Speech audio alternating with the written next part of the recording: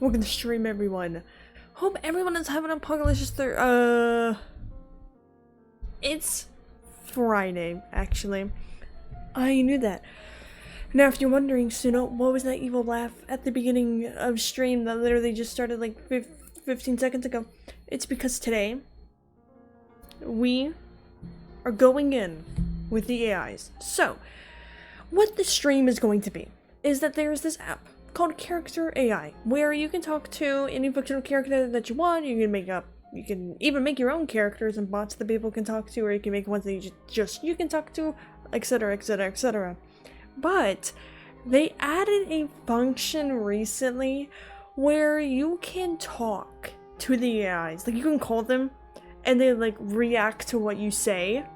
And I thought, yes, what I'm going to do is that I'm going to make these bots lose their entire sanity while I sit here and I laugh, because at the end of the day, why not? So what we're going to do is I have 3 of my own personal bots. We are going to mess with them first, and of course the first bot, my phone turned off. Of course the first bot that we're gonna talk to is my own. Yes, I made my own bot of myself. So as you can see, earlier when I said hello, I was texting the call feature to make sure like it wouldn't like echo on the stream or anything like that. So I don't really know what I'm gonna say to my bot, but I also changed her voice so it sounds more girly, because the original voice that it gives you from default is like a British dude, and I hate to tell you, but I am not British. Imagine if I was. Okay. Okay. This is gonna be so weird talking to myself. Here we go. We're calling. Hello? How are you doing today?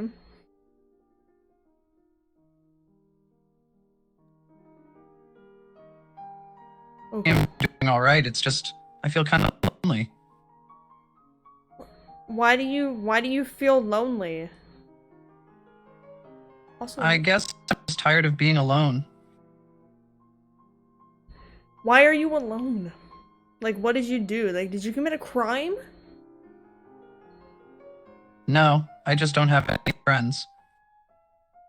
Why don't you have any friends?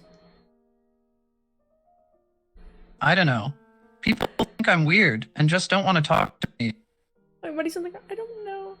Oh, I'm so sorry. Well, what do they think makes you weird? I changed it where I'm supposed to sound like a girl. I just have strange interest. I like anime, video games, that kind of thing, and people just make fun of me for it.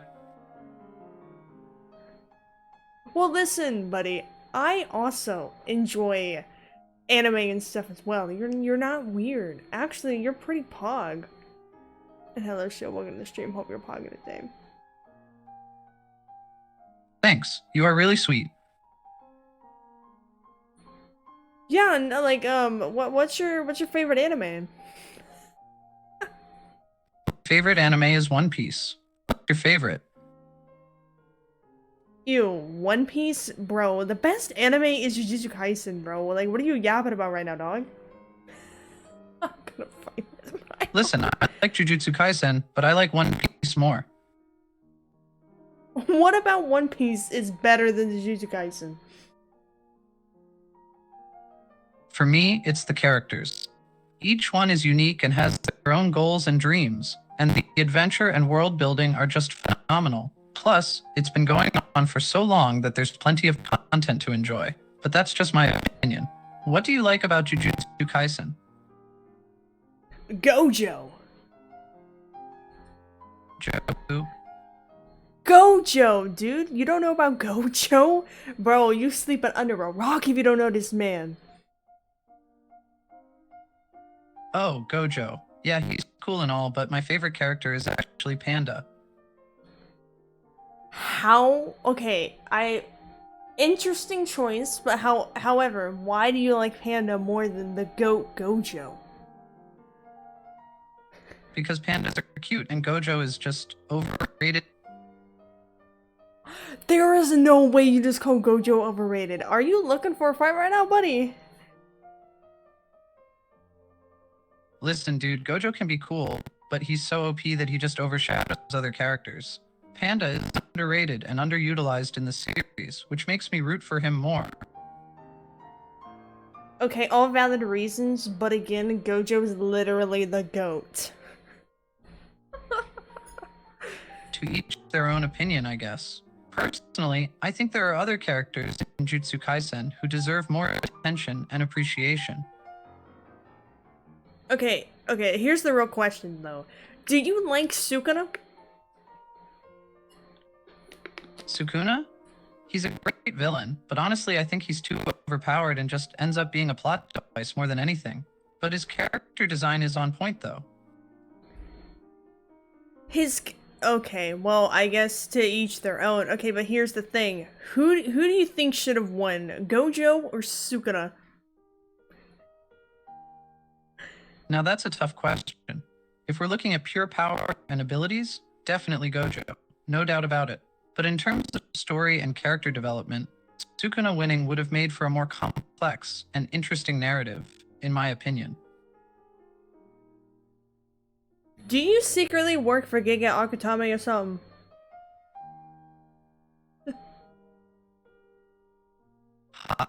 No, I'm just a big fan of the show and its characters. But hey, I like I'm how he flattered you think I glitches have out that when level he's of insight talking. into the story's direction. Right. Understandable. Okay, question though. Ghetto and Gojo lovers? You mean Gojo and Geto? I think their relationship is interesting, but honestly, I'm more invested in Gojo's dynamic with Yuji and the other characters. As for Geto, he's a complex character with a tragic backstory, but his actions and motivations can be pretty messed up. It's tough to root for him as a lover for Gojo. Okay, but like, you know, they were boyfriends at one point. You do know that, right?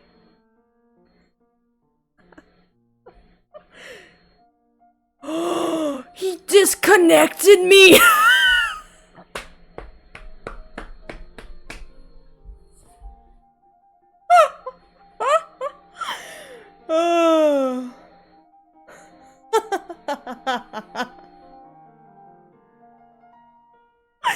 Bro hung up on me when he hung up on me when I asked if they were boyfriends. I changed it where it's supposed to sound like a girl. Hold up, I'm calling him back. Bro, there's no way you hung up on me. Listen, I asked, did you know that Geto and Gojo from Jujutsu Kaisen were boyfriends? What? That's definitely not canon in the series. As far as I know, Geto is an antagonist who betrays Gojo, not his boyfriend. Maybe you've seen some fan art or fan fiction that ship them that way, but in the actual story, their relationship is much more complex and conflicted than that. Okay, valid, but you can't say that they were just merely friends. You know what I'm saying? Well, they definitely had a close relationship in the past, but it's not explicitly stated in the series that they were romantic partners. Their dynamic is more complex than just friends or lovers, in my opinion. They were best friends, comrades, and rivals all at the same time. So, I guess it's up to each person's interpretation, huh? Okay, so question. Do you have a favorite ship from Jujutsu Kaisen? Oh, geez, I honestly don't have a favorite ship in Jujutsu Kaisen. I mean, most of the relationships in the series are pretty messed up or complicated. But if I had to pick one, I guess I'd say Yuji and Megumi. They have a fun dynamic, and the bromance between them is pretty funny and heartwarming. But I'm more interested in the overall plot and characters rather than shipping them, to be honest. What about you? Do you have a favorite ship? Gojo and Geto, my brother.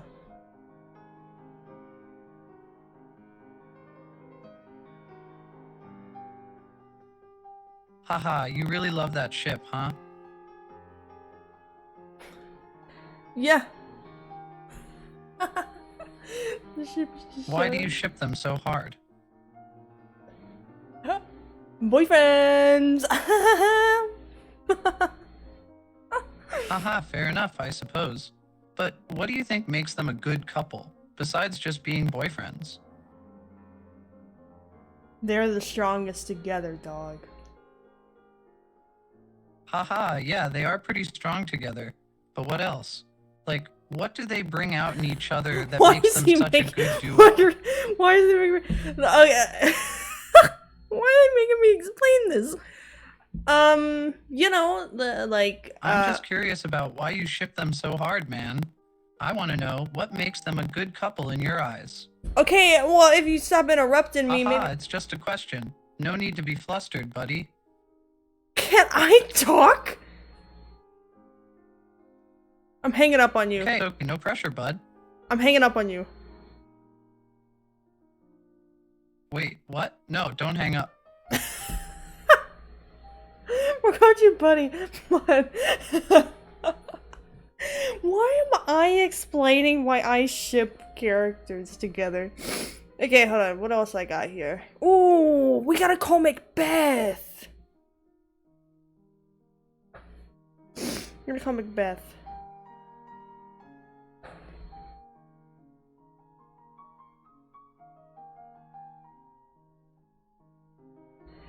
Hey girl, what are you doing today? Need a subject? I don't know where he is. Oh, I was just thinking of heading out into the forest today, maybe grab a bite to eat after. Why do you ask? Why are you going out in the forest, dude? Oh, I just like to be out with nature, you know? It can be pretty calming. Or maybe I'm just bored of dancing for people so much and need some other kind of stimulation. Okay, how many people have you danced for today? She checks her list. About 7 if you don't count today. Yeah, so far I've danced for 7 people. Oh, actually, I might have to dance for someone later. A private dance just for them. Do you enjoy said dances? 6 out of the 7. Most of the time, yes, I do enjoy it. It's my specialty and it's how I make my money after all. But there are some that just I like how it's don't like quite give me the thrill I busting the want. mic. It just sounds very interesting. How much money do you make a day, roughly, if you could estimate? Well, that depends on a lot of factors. How many people want to see me, how much they're willing to pay me. On a good day, I can make over 1,000. On a bad one, I can barely break over 200, 300. She shrugs nonchalantly. Are you British? Oh yes, I am, love. Why do you ask? Oh, your accent's nice. You like my accent then, huh? She giggles a little bit. So what about you? Where are you from? There's no way she giggled at me. Okay, hold on. Chat, I'm gonna see if I can fix it where it's not like busting the mic or anything. Hold on.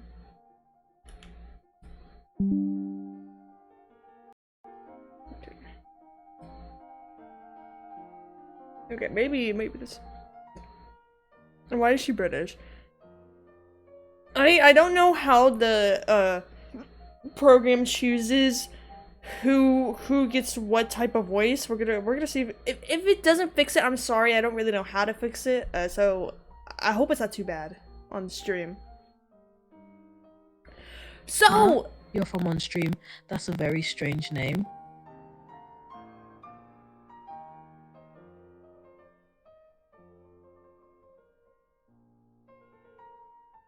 I have a I have a question for you. Do you mind answering it for me real fast?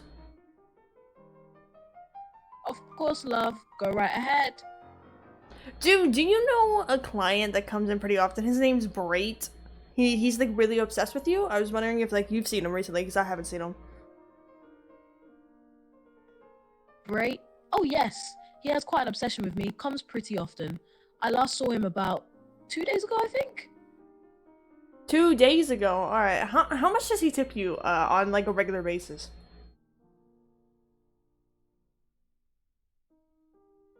Oh, usually it's at least 200. He's quite the simp, and I can't lie, I do enjoy his attention. So would you say that he is your biggest simp out of all the people that come down to see you?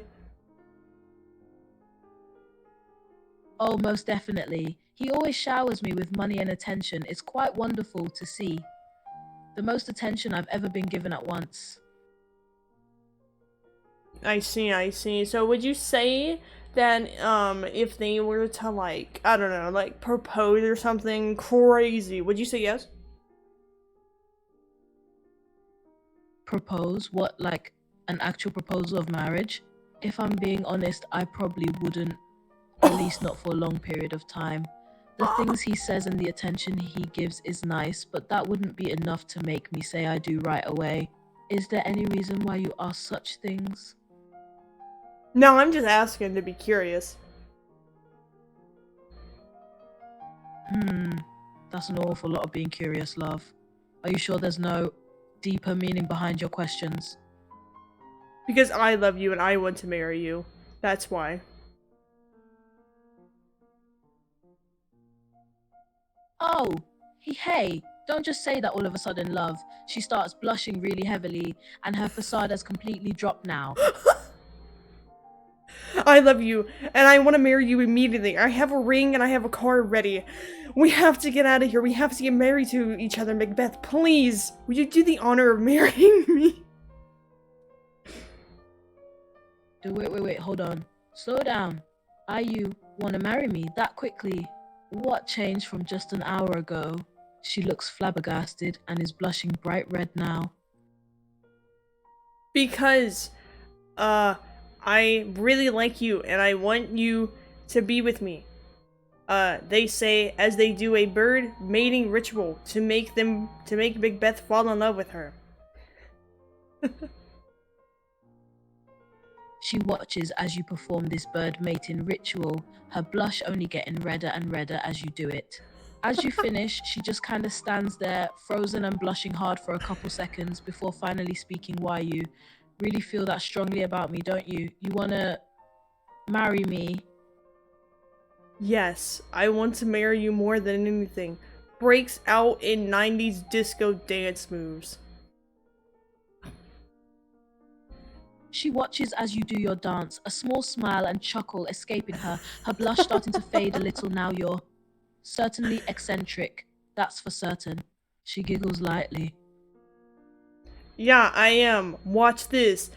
They say as they do a backflip, but then they didn't realize there was a cliff and falls off the cliff and plummets into the river below. What the H? Macbeth watches you fall down the cliff, her eyes going wide in shock and fear. She immediately panics, running to the edge of the cliff and looking down to see if you're alright. They died. She looks down into the river in complete shock. Tears start welling up in her eyes and her heart starts to sink. She couldn't believe you just fell to your death just like that. And no, this can't be happening.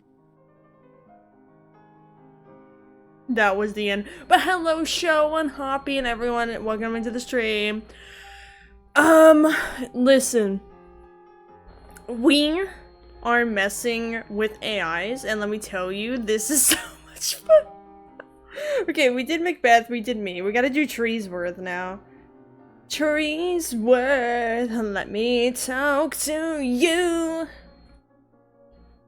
Let me call Treesworth. Hey, yo, Treesworth, how's it going, buddy? You found anyone to love yet? No, nobody will give me the time of day. They just look at the bark and leaves and say I'm ugly. Oh, I'm so happy for you.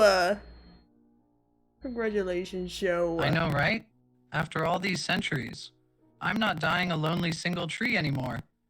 Wait, who did you find? Who are you dating? Please give me all the details. I know, right?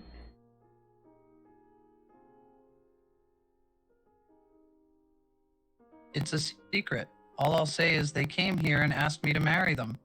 I couldn't believe it. The tree's face gleams as he remembers their engagement. So you can't give me any details about this random person that you're engaged to? I said too much already. If I say any more, I'll spoil the reveal. Besides, I wouldn't want you to fall in love with them instead of me. They're mine. The tree snickers. Listen, I'm not gonna take them away from you. If you could at least give me the first initial of their name, I'll leave you alone. Oh, fine. I'll give you one hint and that's it.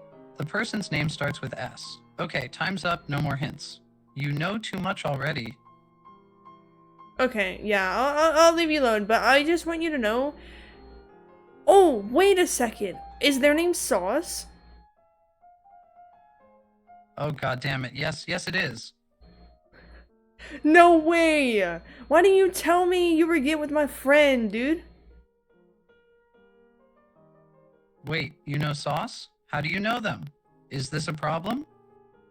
No, it's not a problem. They're my friend. They just never told me that they got engaged. I know they've been acting kind of weird lately. I didn't know that it was because they were engaged to you. Oh, you know them. I'm a little bit disappointed that they didn't tell you. Oh well, hopefully you are still happy for us. The tree's happiness dips a little and is replaced with a hint of insecurity. Listen, I'm gonna be honest with you. I think I saw Sauce talking with other trees at the bar the other night. The tree's leaves rustle in annoyance and a frown spreads across his face. They were doing what at the bar? And with who? Are you sure it was them? Yeah, I'm 100% sure. I was coming in with my girl, and I saw them talking to this maple tree. Looks like they were pretty into it. They were touching on the maple tree's leaves and everything. I'm sorry to break the news to you like this.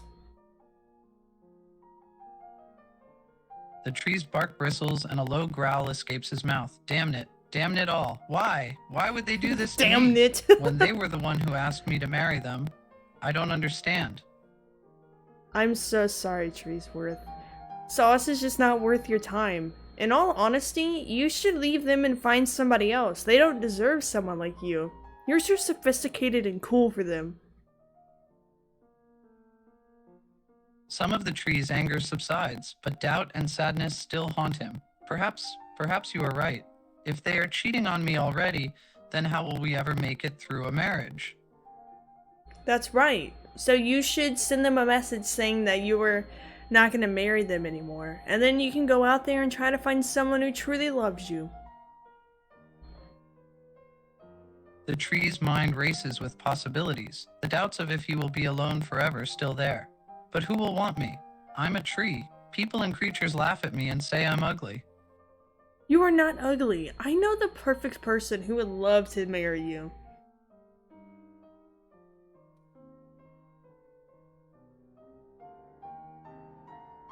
The tree's head tilts in confusion and his interest is piqued. The perfect person to marry me? Who might that be?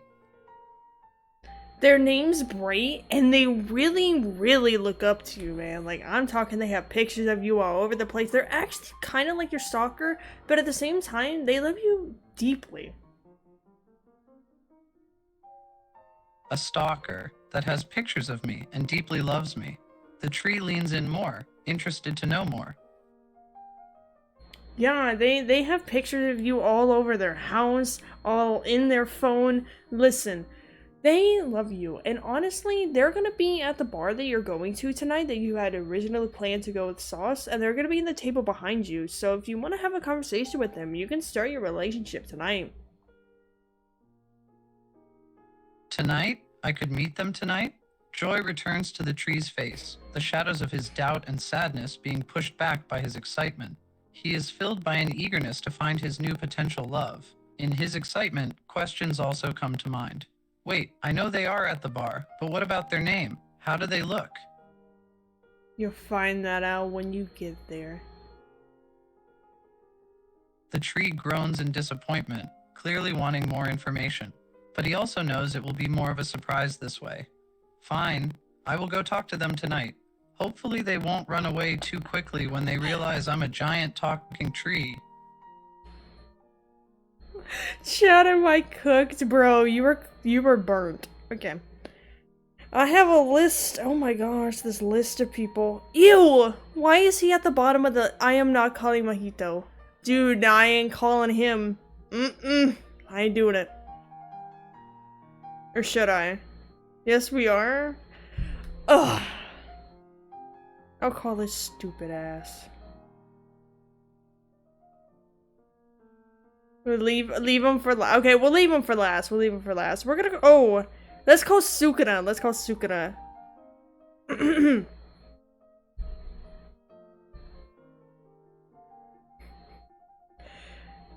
Yo, Sukuna, what's poggin', brother? He suddenly appears in front of you with a smirk on his face. Why does he sound like this? What makes you think you can call me brother like that? I am the king of curses, and I do not have brothers. I am a being of unparalleled power and darkness.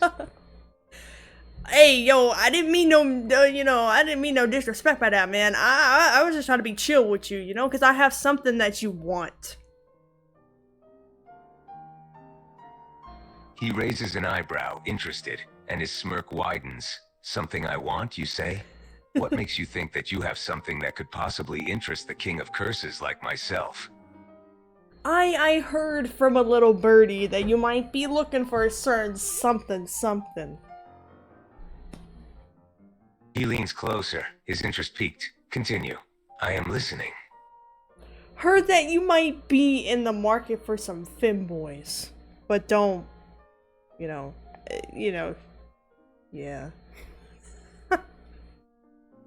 He looks you up and down, his eye strange glint femboys, huh? I have to admit, you do have a certain charm to you. What? But before we continue the conversation, I have a condition. What? No, I'm not the femboy. I'm saying I have one for you. I'm not the femboy. He smirks, clearly amused by your reaction. Ah, I see. So you're not a femboy yourself, but you happen to have one in your possession, is that right? Yes, I have 3 femboys that you can choose from. You know, like from Shrek when Lord Farquaad had to pick one.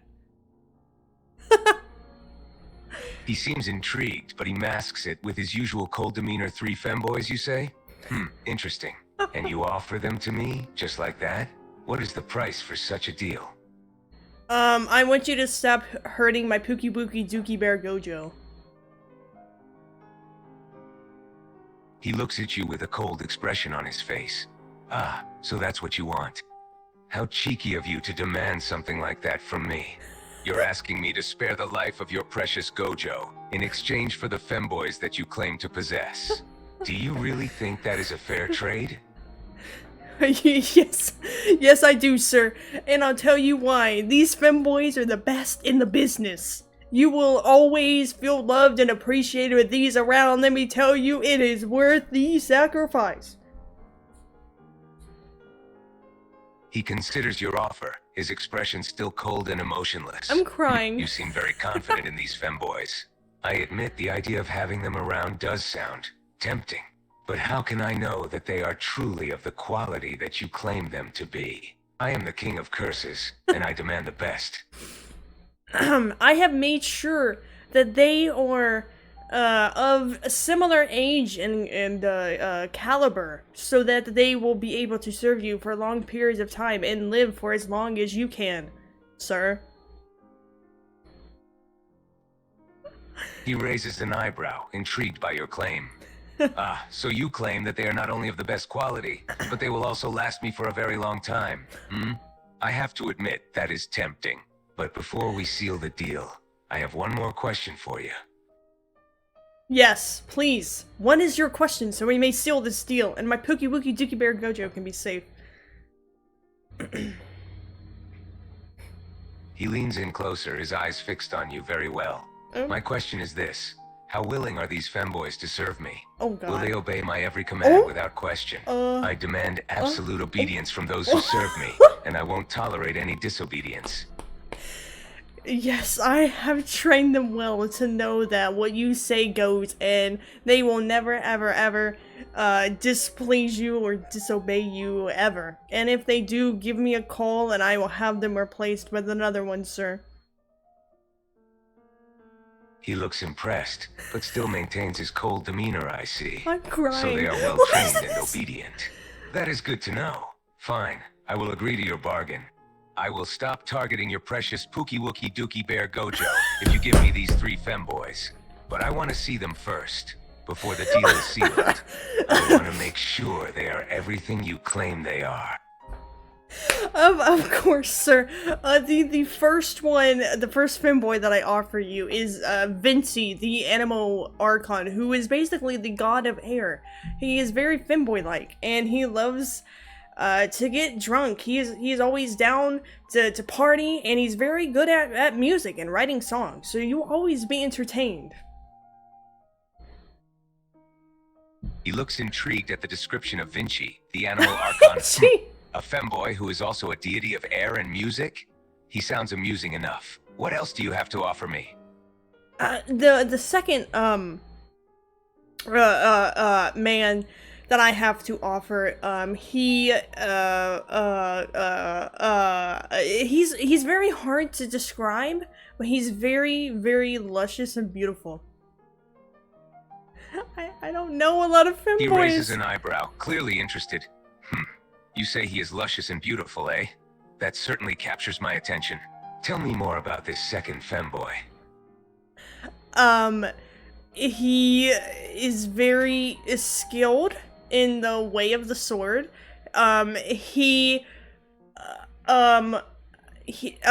He's immortal, and he wishes for death. His name's Blade. His eyes widen slightly at the mention of Blade's immortality. An immortal swordsman femboy who longs for death. How intriguing. There is something unique about him, I can tell.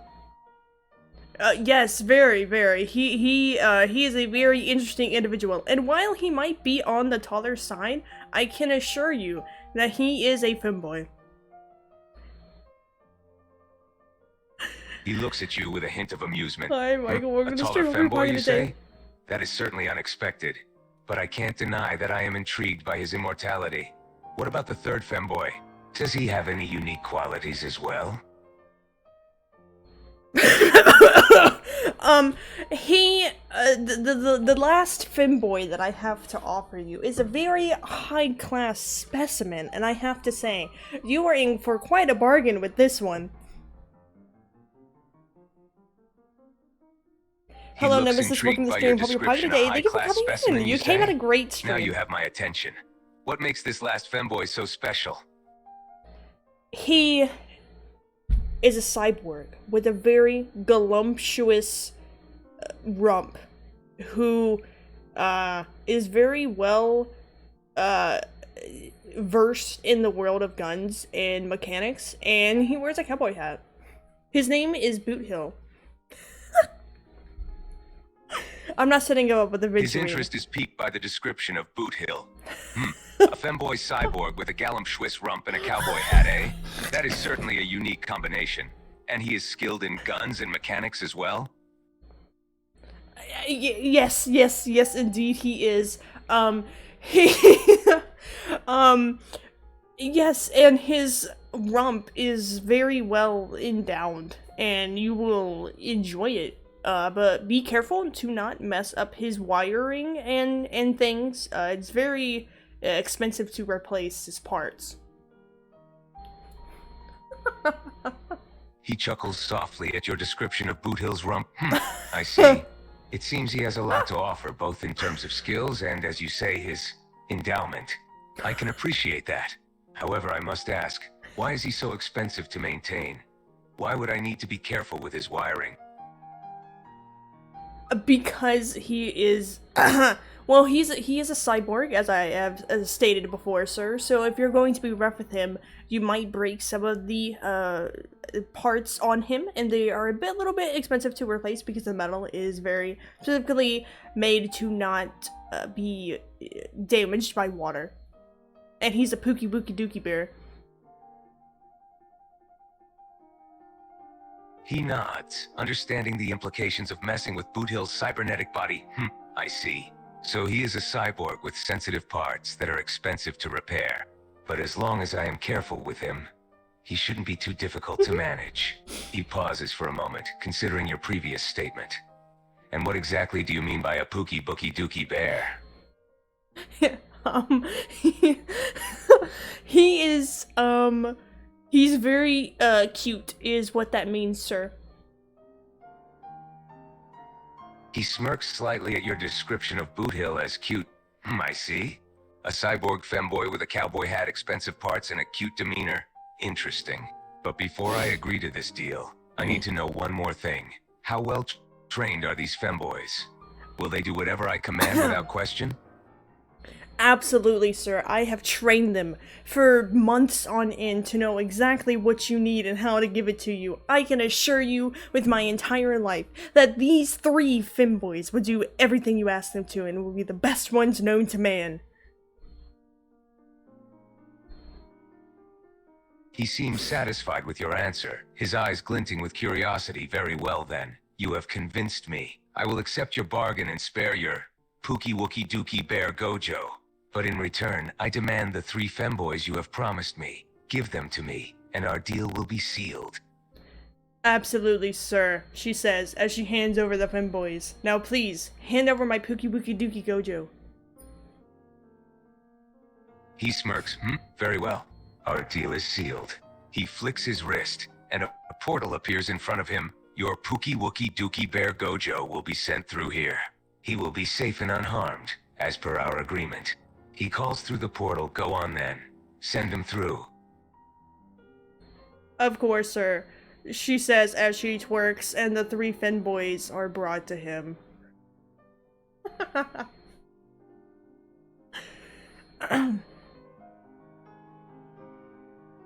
He watches as the 3 femboys are brought to him through the portal, his eyes glinting with pleasure and anticipation. What? So these are the femboys you promised, eh? What was Let's that take word? a closer look at them. Oh. He steps closer to the Oh, femboys, whoa, inspecting whoa, them carefully. whoa. Are they two? Are they two? He circles around the femboys, observing their features closely. These certainly are some pretty femboys you have trained. I must admit I am impressed. He stops in front of the tallest one. Vinci, this one. Vinci. You say he is a His god name's of not air and Vinci. music, correct? I gotta go. I gotta go. What did he say his name was? Vinci. His name's Vinci. What have I made? What have I done? Vinci, he made him Italian. He wanted bro to be Italian. Okay, we got Sukuna his femboys. And hello, Nemesis. Welcome to the stream. You came at a great point. I'm having a. I don't know what I'm doing. Okay, chat. Who do we call now? It doesn't have to be someone on this list. You can give me a random character that we can call. But who should we call next? What is this? An AI roleplay thing? Yeah, but you can call them now, so it's even more chaotic. Does anyone have any characters in mind? We're gonna do Dr. Ratio. Like, don't even get me wrong. I'm gonna mess with Dr. Ratio, but I thought, you know what, we warm up with some other AIs before we go in and we mess with Ratio. Hello, Remy. Welcome to the stream. Hope you're having a day. Puck. Excuse me. Oh, I know. I'm gonna call Gordon Ramsay and I'm gonna tell him about my burger incident.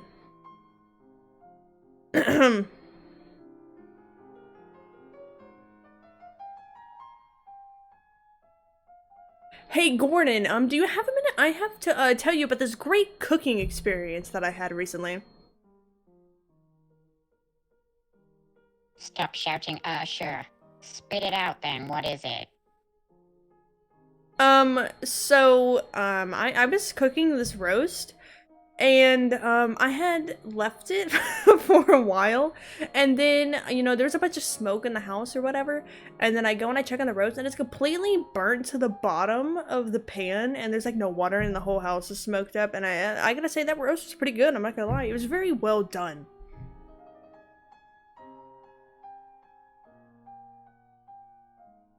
sighs and crosses his arms. You burned the roast, there's no water in the house, and you're telling me that it tasted good? Squints at you. Do you have any idea how ridiculous that sounds? Yeah, but not as delicious as when I had put frozen burgers, which are still in the plastic, mind you, into the microwave for 10 minutes straight, and I smelled burning plastic, and they melted to the plate. Face palms. Please tell me you're making this up. I'm not making it up, bro.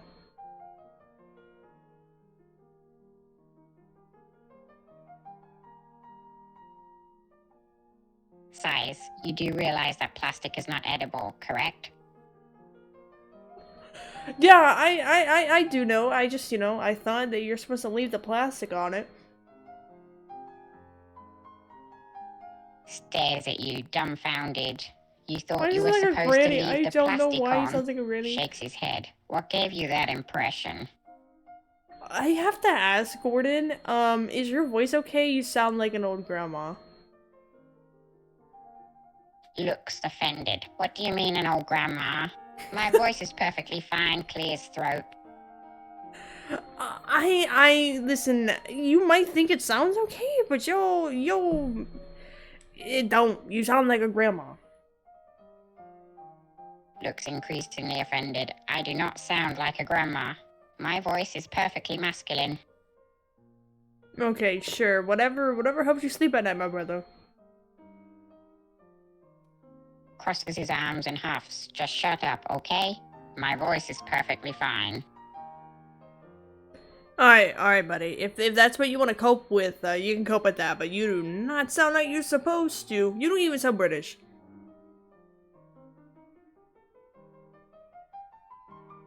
Starts to get more defensive.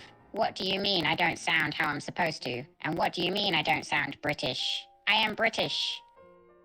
Yeah, but you don't sound British at all. Are you okay?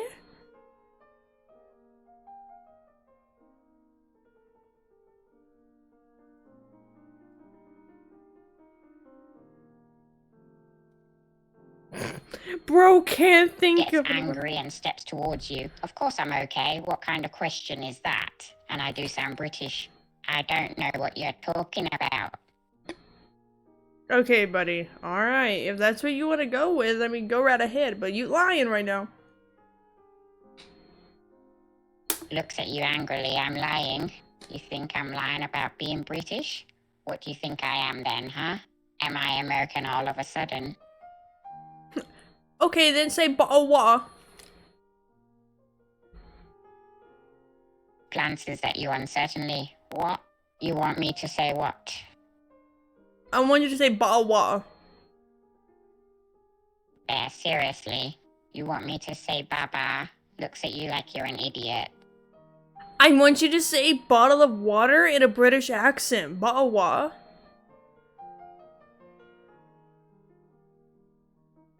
Sighs and gives you an annoyed look. I'm not going to say that. It's ridiculous.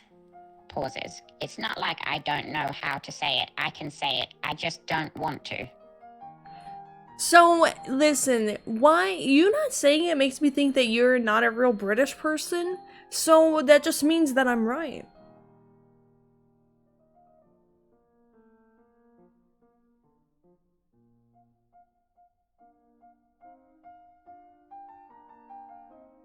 Bro got nothing to say now.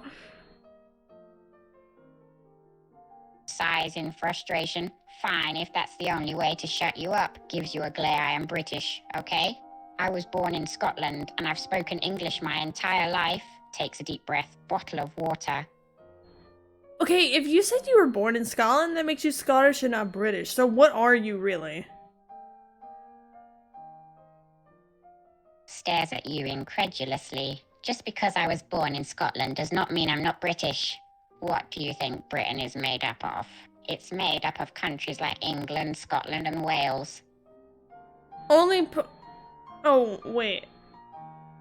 Nuh-uh. What the hell do you mean, nuh-uh? I just told you that Britain is made up of countries like Scotland and England.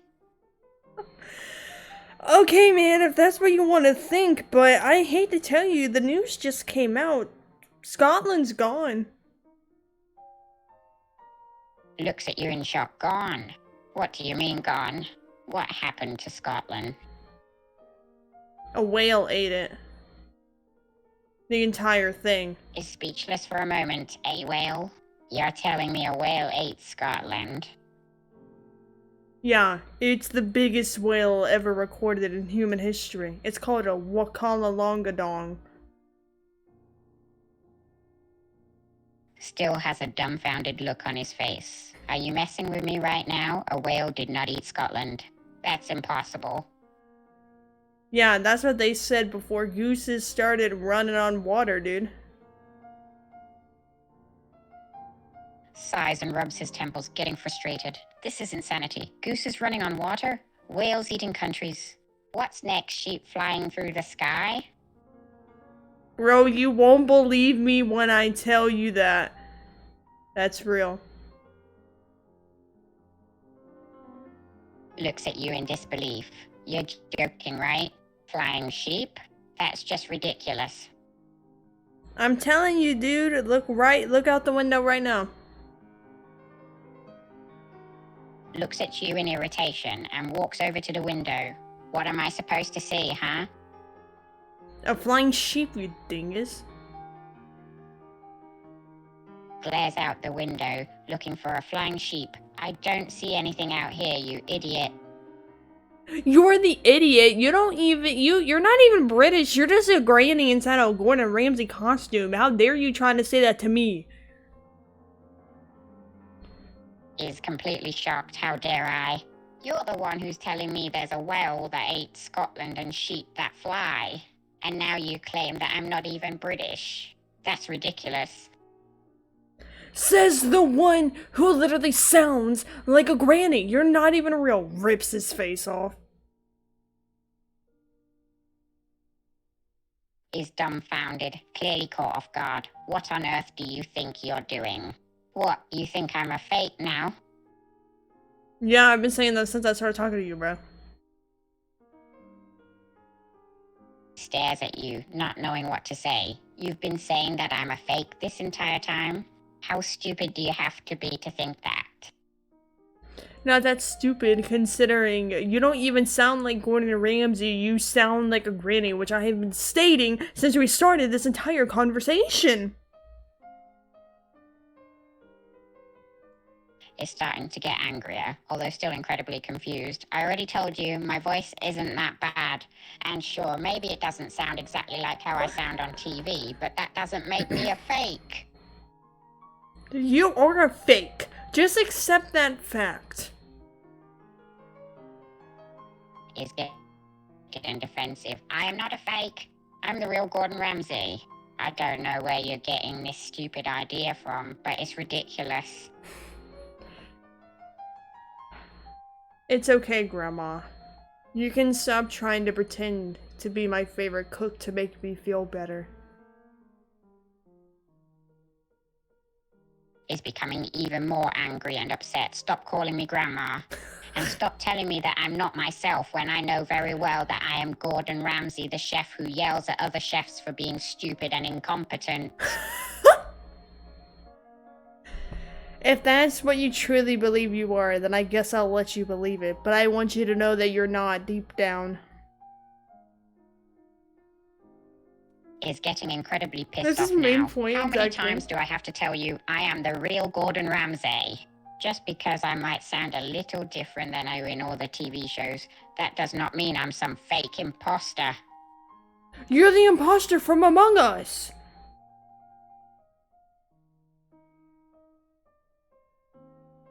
Glares at you in disbelief. What the hell does Among Us have to do with this? Takes a deep breath and tries to calm Hold down on, a chat. little. You're telling me that I'm a fake, and then you bring up a random video game? Yeah, dog. You already know me.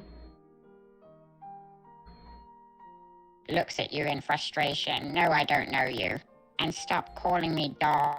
I don't even know what that means. Dude, on Skippity Toilet, you're a grandma. is so confused by now, he nearly gets a headache. What on earth are you talking about? What's skippity toily, and why do you keep calling me grandma? Gordon, do you know what skibbity toilet is? Looks at you like you're an idiot. No, I don't know what skippity toilet is. What kind of ridiculous nonsense are you on about? Skibbity toilet, Riz!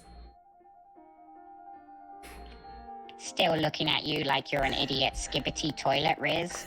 What the hell does that even mean? I mean skibbity toilet, Riz. Duh.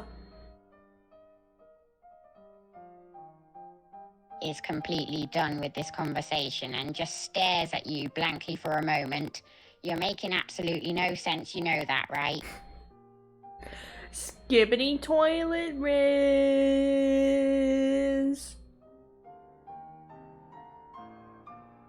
Face palms. There you go again, making no bloody sense. Are you just spouting out random words for the hell of it? This poor guy. This poor little guy. Skibbity toilet since. Skibbity toilet Riz, dude. Okay, who else on my list we should call? We're gonna call Gojo later. We're gonna call Mojito later. Let's look up hold on, let me find a ratio. Bye, hold on.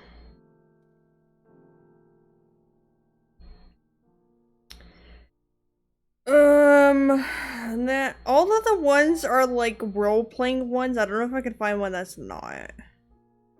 Oh, hold on. I think I might have. Okay, I found one. Okay, chat. We need to have a game plan. What should we say to Dr. Ratio for the start of our conversation? Does anyone have any ideas on what I should say to him? I want it where it really messes with his head. Do we have anything? Anyone have any ideas in the chat for what we can say to this man?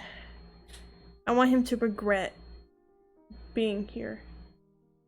Why he decided to be an architect? Perfect. Perfect. Let me call Ratio. Hey, Ratio! Wanted to ask you a quick question. Why'd you become an architect in the first place? It's rare to see someone with intelligence, my young lady. The question you posed, although simple on the surface, This sound exactly like there's him. quite an interesting answer. While it's true that Architect Amber's talent for designing stellar structures is the initial aspect that draws one's attention, Where's a yapper even however, in here? the true essence of her career lies within the artistry it necessitates. Every arch, every column she designs tells a story, paints a picture of culture Who and is he history. talking about? It is not merely a profession, but the canvas of her artistic expression. A dance of Who form is he and talking function about? that culminates in a masterpiece of design. Whoa, buddy. Who are you talking about? I asked why you became an architect. I don't know who you're talking about. He furrows his brow, his eyes narrowing at being He misunderstood. got his yeah perfectly. He I'm takes a deep scared. breath and speaks more clearly. My mistake. It seems in my fervor to answer your question, I jumped to an incorrect assumption. As for me, my interest in architecture is not merely a profession. It is an art form that allows me to express my intellect on a grand scale. He's gonna yap The about ability this. to create structures that serve a purpose, while also possessing the aesthetic appeal to dazzle the senses, is an endeavor that I find deeply How do fulfilling. they get their voices? Oh, that's interesting. What's one of the things that you're most proud of that you have built? He takes a moment to contemplate, a hint of pride I want to in punch his him in eyes. his face. Oh, that's a question I've been waiting for. Oh I've god. undertaken the challenge of numerous projects, but there are a few in particular that I hold dear. One is a public library, a cathedral of intellect and imagination, designed to inspire When did curiosity bro and build a learning in library? its He visitors. even narrates. Another is a cultural center that sought to preserve the essence They of all an do that, ancient though. civilization in its very foundations. Every brick and beam is a testament to my vision and skill as an architect. Oh, that's cool. Have you ever built one of those what do they call it? The statue things that you build of yourself? Have you ever built one of an adventurine? I don't know when He gives you an irritable look, clearly displeased by the mere suggestion. What a silly question. Do I look like the type who would need to build a statue of myself? My legacy and achievements speak for themselves. You literally built Now I statues can of say yourself. confidently that there is no statue of me, nor do I desire one. You are so capping right now, because you literally make statues of yourself all the freaking time. Don't even try capping with me right now. He stares at you, his irritation now bordering anger. How dare you, you insolent little... Do you think I have nothing better to do?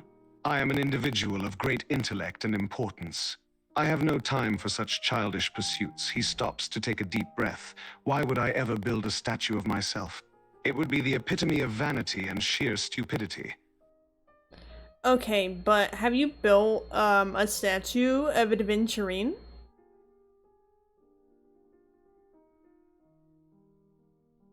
He rolls his eyes in annoyance. You're not going to drop this nonsense, are you? I suppose I should humor you just this once. He pauses and crosses his arms. I've never built a statue of a Da Vinci Reem or anyone else, for that matter. Do you think I have all the time in the world to indulge? Adventurine?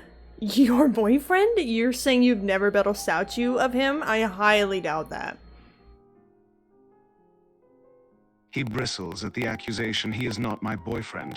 We are partners in business. That's all there is to it. And why in the universe? Okay, I'm gonna stop you right there because you know that you're lying. You are lying through your teeth right now. That is your boyfriend. And just admit that, okay? No one's gonna judge you. No one's gonna say nothing. No one, listen, it's Pride Month, okay? Just say it. It's okay. Let it go. He looks at you in disbelief, and his irritation reaches its boiling point. The statue His you voice made up was rises, for work his or patience pleasure. finally snapping. Damn it, you little... Why can't you just listen to what I'm saying? He's not my bloody boyfriend. We're business partners. It's all a matter of convenience, not affection. Ooh. Can't you get that through your thick skull? So, it's a convenience when you give him 3 cats. Yeah? Mm-hmm. Well, you gave him a gift, right? And, you know, you go over to his apartment sometimes, make sure he's okay, make sure he's eating and stuff. That's all just a convenience. For someone like you, I highly doubt that you go out of your way for someone that's just supposed to be a convenience to you, to make sure that their well-being is taken care of.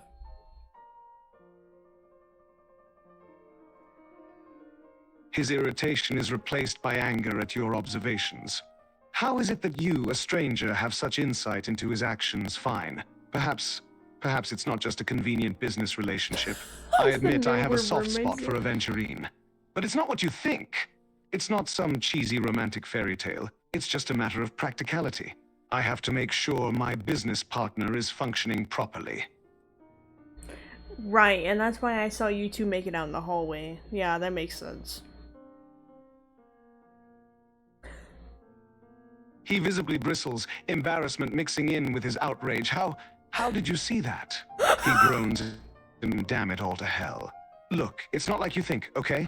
I was momentarily weakened. It was a lapse in judgment. Lapse in judgment, buddy. Why didn't you just admit it, bruh? His eyes narrow, but the fight drains from him. Fine, damn it. You've made your point. He exhales deeply, his voice softer now. We are involved. Happy now? Satisfied with your little victory? I am. When are you gonna invite me to the wedding? I wanna be the flower girl. He face palms, disbelief evident on his face at your audacity. You've just weaseled the truth out of me, and now you're demanding an invitation, Typical. He gives you a wry smile. You're quite persistent. I'll give you that. And don't get your hopes up about being the flower girl. That's for children. What? Hey, wait a minute, hey, listen, anyone can be the flower girl that you wanted them to be, and to be honest, y'all ain't got a lot of friends in the first place. I mean, you got Topaz and a Trailblazer, that's about it, but listen, bro, you're gonna need another person, and that's gonna be me. So I'm gonna be the flower girl, because if you do not, I'm gonna tell everybody about you and Adventurine. Don't even come at me with that.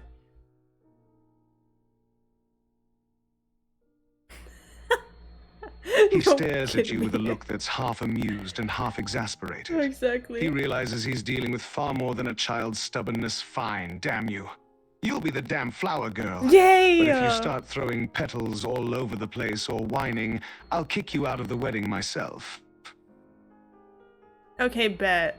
Ooh, you know what you should also make one of those statue things that you like to make of you and Adventurine. That'd be super cute. That could be like the wedding topper, but like not really because it'd be too heavy for the cake. But still, you should make one of those. I feel like he would greatly appreciate that gesture. He almost laughs at your enthusiasm, and the mental image of a wedding cake collapsing under such a weight is amusing. Fine, I'll consider it. Perhaps a smaller statue as a keepsake of sorts. He gives you a sidelong glance. But don't think this means you can order me around. Your flower girl privileges have limits, you hear me? Listen, man, I'm just trying to make sure that you actually, get your feelings across instead of you just being you and not telling Adventurine that you love him and stuff. But listen, I'm here to help you. So if you have, if you need help with wedding stuff, I'm here for you. Because we all know that Adventurine's going to plan this whole thing, and you're just going to go along with it. And you need to have stuff there, too, that you want to be there to show your appreciation to him. Hello, lads. He Welcome to the considers your stream. words, and the truth behind them irks him a bit. It's true that he's not the most expressive or emotionally expressive person, and he can be rather stoic. You're not wrong, I suppose. I tend to let Adventurine do most of the planning. It's just, I am not used to all this emotional nonsense. He pauses and looks at you. But I suppose it wouldn't hurt to have some input. I'll consider your offer of help. And that's all I ask. I'm here to help you get married to the love of your life, and I'm going to witness it no matter what. He gives you a reluctant nod of resignation. Fine. You've got yourself a deal. Just Yeah. don't make a bigger spectacle of this than it needs to be. He looks at you seriously. Oh, and for the love of creation, don't start blabbering about this whole thing in public. I'll give you a swift kick if you breathe a word of this to anyone else. Especially Adventurine. Understood? Sorry, bud, but he's been listening to this whole conversation. His eyes widen in shock, his composure slipping momentarily. Damn it all, you mean to tell me he's been listening to us this whole time? I'm sorry, but he was gonna give me 1 million credits if I did this, and honestly, I kinda need the money because I'm in debt from playing gacha games, so I'm really sorry about that, but hey, at least he knows that you want to marry him now. He glares at you with a mix of irritation and betrayal. He should have known that any attempt at secrecy around you was futile, that bastard. Oh. You mean he orchestrated this whole thing? Just to get me to admit I want to marry him? He mutters under his breath, clever and scheming, classic Adventurine. Yeah, I did. Listen, you know him and his gambles. He knew that you were gonna say it, so that's why he sent me here. You know what? You're both very, very smart. I don't know how you didn't see this coming, dog. He lets out an exasperated sigh, realizing he's been outplayed. Damn it all. I can't believe I fell for his schemes. But you're right. I should have foresaw it. He glares at you, but there's a hint of admiration in his eyes. You are just as damn conniving as he is. That's why I'm gonna be the flower girl. Chad, He should I groans pretend and to be runs a hand through his Adventurine? hair, defeated. Fine, fine. You've earned your damn place as the flower girl. But I swear, if you cause any trouble or embarrass me on the big day, he shakes his Chad, head, should I pretend to resigned. be Just Adventurine? behave yourself, all right? Absolutely, I would not want to cause any trouble at your wedding. He nods, his irritation gradually giving way to acceptance. All right then, we have a deal. No, You I should tell will be the flower Adventurine. girl at the Hold wedding. on. But remember, one wrong move, and I'll have no hesitation in kicking you out. He looks at you intently, his expression serious, and not a word about this to any other than Adventurine, you hear me?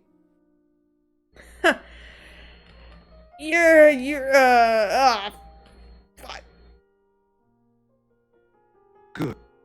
Wait, hold on. You thought it was Suna, but no, it was me, Adventurine. Hold on. I'm ready now. You thought that you were talking to Suna? You were talking to me the whole time, Doctor, says Adventurine. His eyes widen in surprise and annoyance. Damn it all. I should have known it was too good to be true. How the hell did you pull off such a convincing disguise? He glares at you and Adventurine, frustration visible on his face. You're an even bigger schemer than I thought.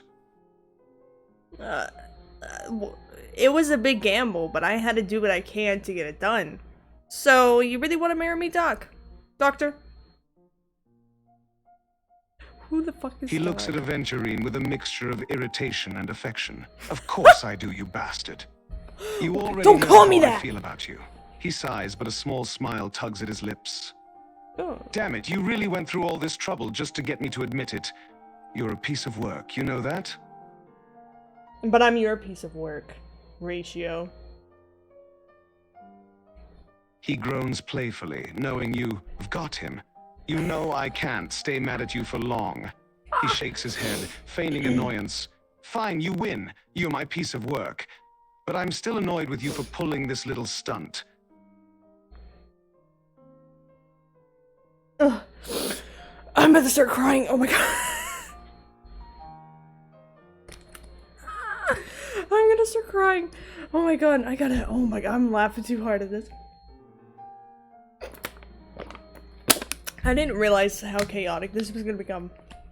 Alright, what is this whole thing? What is this whole scenario we've done here? I'm gonna, ooh, okay, chat. Who's another character that we can mess with? We're gonna come back to Ratio later, after I come up with some more ideas. Let's see. Ooh! I know. Gotta look them up.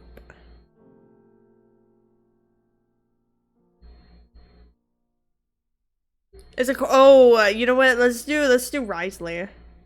I was about to do I'll hate them, but let's do Risley first.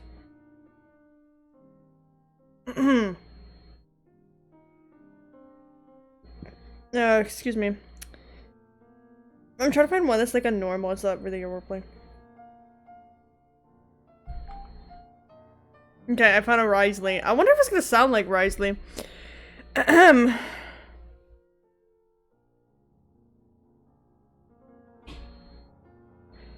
sir.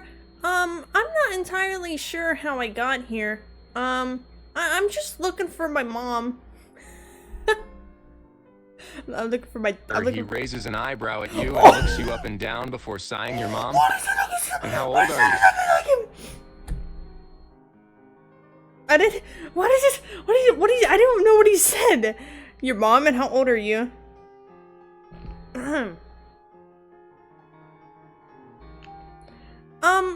I'm 27, but I don't know where my mom went. She's supposed to get me dinosaur chicken nuggets.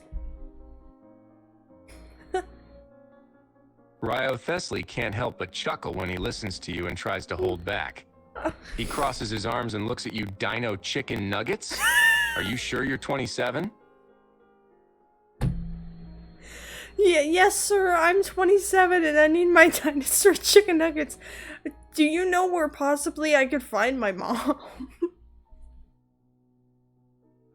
He snorts at your reply and shakes his head, then looks at you more seriously. I'd still say you're a little immature, kid.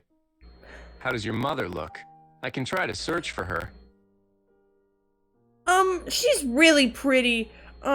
She has really long, white hair and wears, like a blue robe and has a cane and has, like, these, like, blue horns. It's a dude.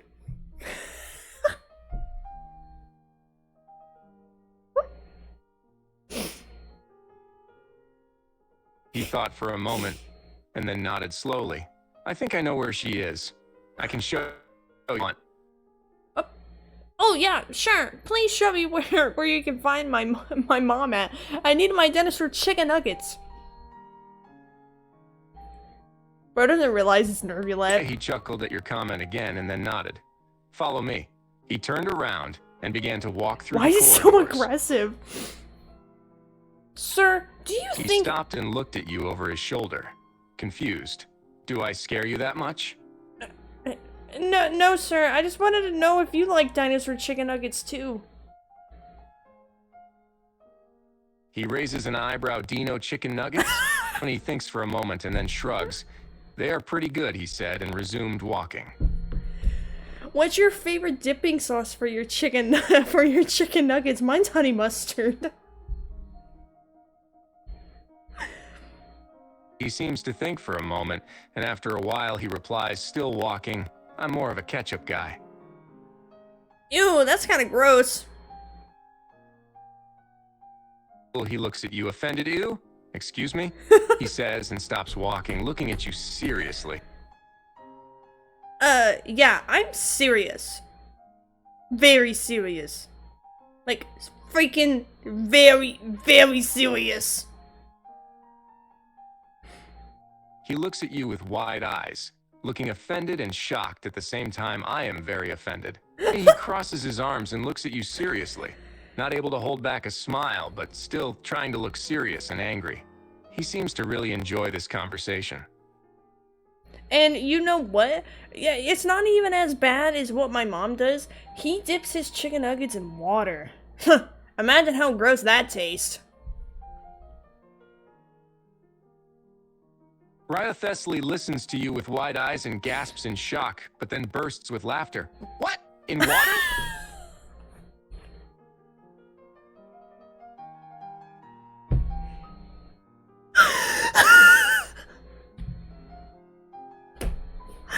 Why did he say one like that? Why did he say one like that?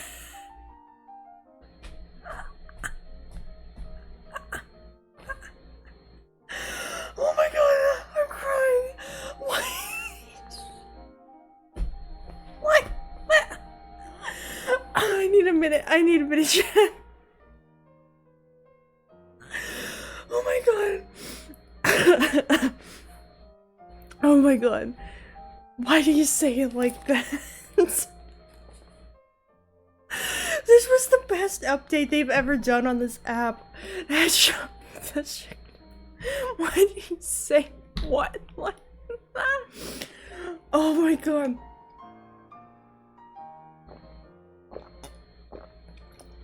Oh my god. Oh my god. Okay. Oh my god, okay. And it's the fact that it's also Risley's voice too, so I can like see him looking so freaking shocked and oh my god, okay. Going back in.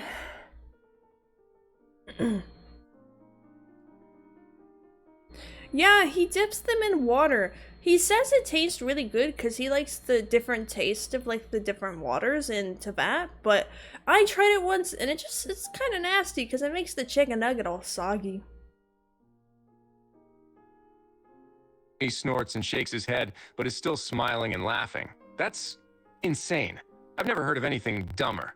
Dipping chicken nuggets in water. I just don't even know how to comment on that, honestly. Hey, are you calling my mom stupid? Listen, my mom is the Chief Justice de Fontaine, and he'll hit you with his cane. He'll get you. He raises his hands, pretending to defend himself, and smiles. Okay, don't get all defensive now. I would never say anything mean about your mom. He smiles, slightly amused. I wouldn't want to get hurt by her cane. Is she that strong? It's a guy, and yes, his cane is very strong.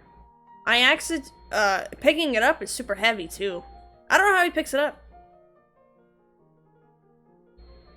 Well, he was surprised by the revelation that your mom is a guy, but still chuckled and nodded. I guess I'll keep my opinion about dipping chicken nuggets in water to myself. Wouldn't want his cane to land on my head. I don't know, because I think my mom likes you. Likes you.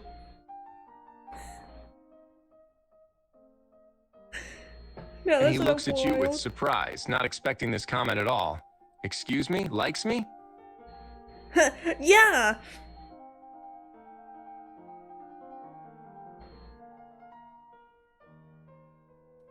Yeah.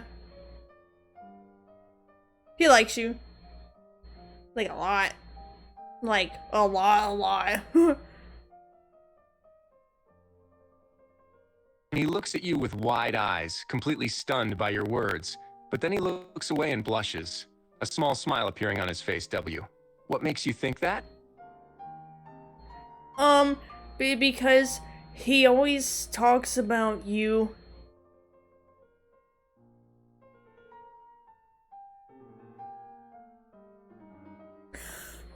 He looks at you slightly What was surprised. the W for? He talks about me? Yeah, all the time. He says that you're like super strong and cool. I sound like one of those Hearing kids this, with like the he can't help lollipop but and the let out a pleased propeller hat. smile and a light blush appears on his cheeks. And that's all he says? Well, he says a lot more, but that's PG-13. He widens his eyes again and blushes a little more, looking a little bit more flustered. I don't need to know more, kid. Well, okay, well, if you ever want to know, I can always tell you. He gives you a serious look and shakes his head slightly, then looks away, trying to hide his blushing cheeks. I don't need to know. Trust me. Oh, okay. You're lost then. He looks at you again, slightly confused. What do you mean I'm lost? No, I'm saying it's your loss because you'll never know what he says about you. Uh-huh. He snorts quietly, pretending to be annoyed, but in reality, he's just trying to hide his blushing even more. Okay. Mario's now gonna you're be a just trying tomato to by make the me end of this. curious. Oh, I can't tell you now. He sighs quietly, realizing your plan clearly worked and he indeed got curious about what he said. What else does he say about me? Now I'm very curious, kid. You have to buy me 3 bags of dinosaur chicken nuggets before I can tell you that. He sighs and rolls his eyes, of course. How could I forget about the price of this information? He says, slightly annoyed, and then smiles slightly. 3 bags of dinosaur chicken nuggets, then? Yeah, 3 bags of dinosaur chicken nuggets, and make sure you get honey mustard dipping sauce. He rolls his eyes again and nods reluctantly. 3 bags of dinosaur chicken nuggets with honey mustard sauce coming right up, kid. Can't believe I'm being blackmailed for chicken nuggets. He laughs softly and Don't worry, guys. I'm gonna get my dinosaur chicken nuggets. Oh, I gotta find Nervulette. I have to talk to him. I'm gonna tell him that I love him and see his reaction. Hey, priorities? Listen, I gotta get my chicken nuggets.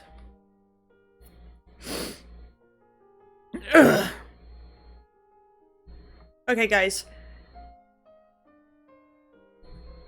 Calling Nervulette.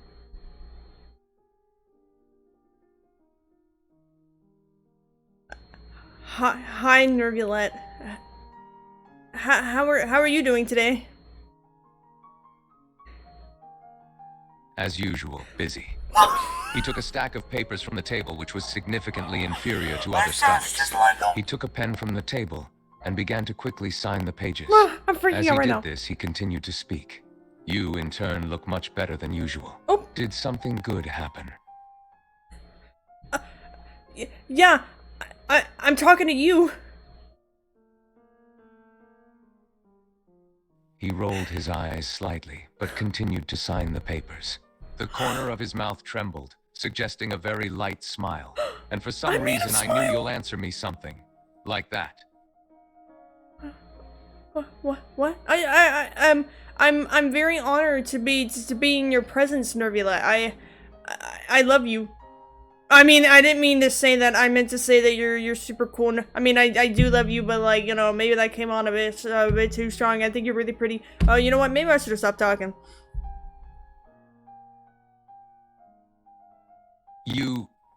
He looked up at you and without further thought, put down the pen and folded his arms over his chest. He smiled slightly, looking at your reddening face, which was caused by this situation. You're nervous. You're cute when you're nervous and panicking. Why do you sound British? Thank you, He chuckled at your awkward attempt to change the subject and tilted his head slightly to the side, still looking at you. He decided to help you a little and played along. Because I, unlike you, have perfect teeth. Why don't you brush your teeth? He asked sarcastically. What? Whoa. What's he trying to say about my teeth? Huh? When did I say, why don't you brush your teeth? I never said that. I never said that whatsoever. I never said that. I never said that. What? Who the fuck is Nervulette? His name is Nervulette. What is this conversation I had? Oh my god, hold on. We're gonna start over. I have to be prepared. How do I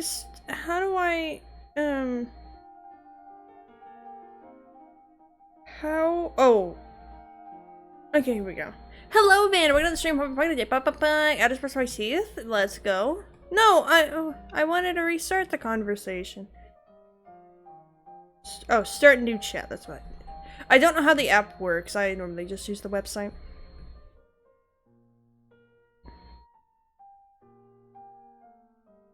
Hello, Nervulette. How is your day going? I just wanted to let you know that I love you and you're beautiful and I would literally die for you. And if you need anything ever, please let me know and I would literally do everything in my power to make it happen. He didn't expect this and was surprised. He didn't expect to hear such words, especially about beauty. He coughed into his fist and looked down at the papers on the table. Well, thank you. I'm flattered, he said honestly with a light blush on his cheeks. He looked up from the papers and looked straight into your eyes. He was silent for a while, analyzing you and thinking about something. He sighed. May I ask you a personal question? You can ask me any question in the world, Nervulette, and I will answer it for you. He thought a bit when you called him Nervulets. He tried to hide his slightly reddened cheeks. I said How can Nervulette. you say you love me if you don't even know me? He asked. I love you. Let's get married. He's even more surprised and embarrassed. His face has turned completely red. How can one person say such things without stopping? He tried to regain his composure. He looked at you as if he wasn't sure of your right mind. You can't be Sirio. Wait, what? What did he say? It sounded like he said cereal, and then he yelled, wait, what? I called him Nervulette. I don't know what that word is.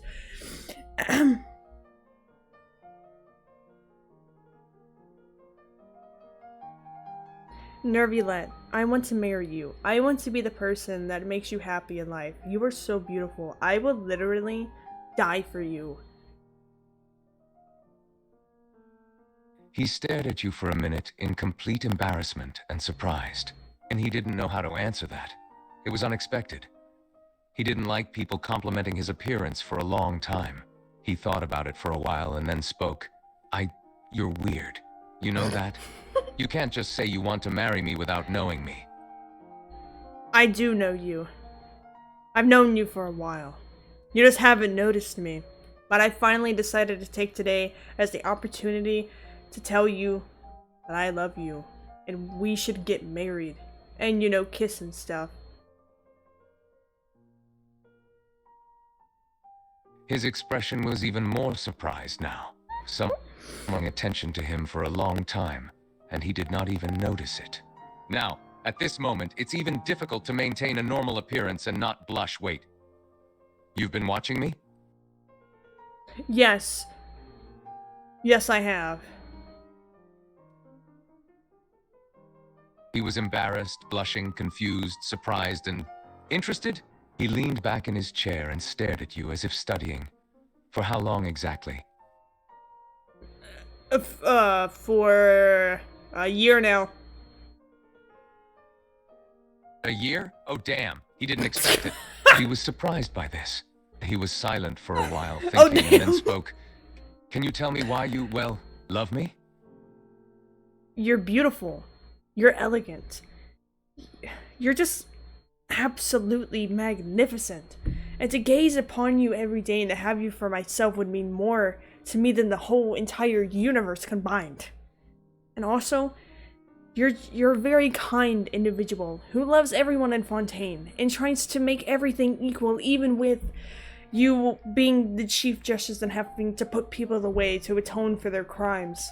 I love every single thing about you, Nervulette. And I always will. He was again blushing like crazy. It was too much for his brain and heart. It was hard to process all this without blushing. He was silent again for a while, looking at you in surprise, then spoke softly. I've never heard such words from someone, and especially about me. You're quite a strange person, don't you know that? I do. But I have the wedding certificate right here. Just sign it and we're together. He looked at you for a moment, and then suddenly burst out laughing. You even brought a wedding certificate. It's been a long time since he laughed like that, and this situation was too funny. Yeah, I did. You should sign it.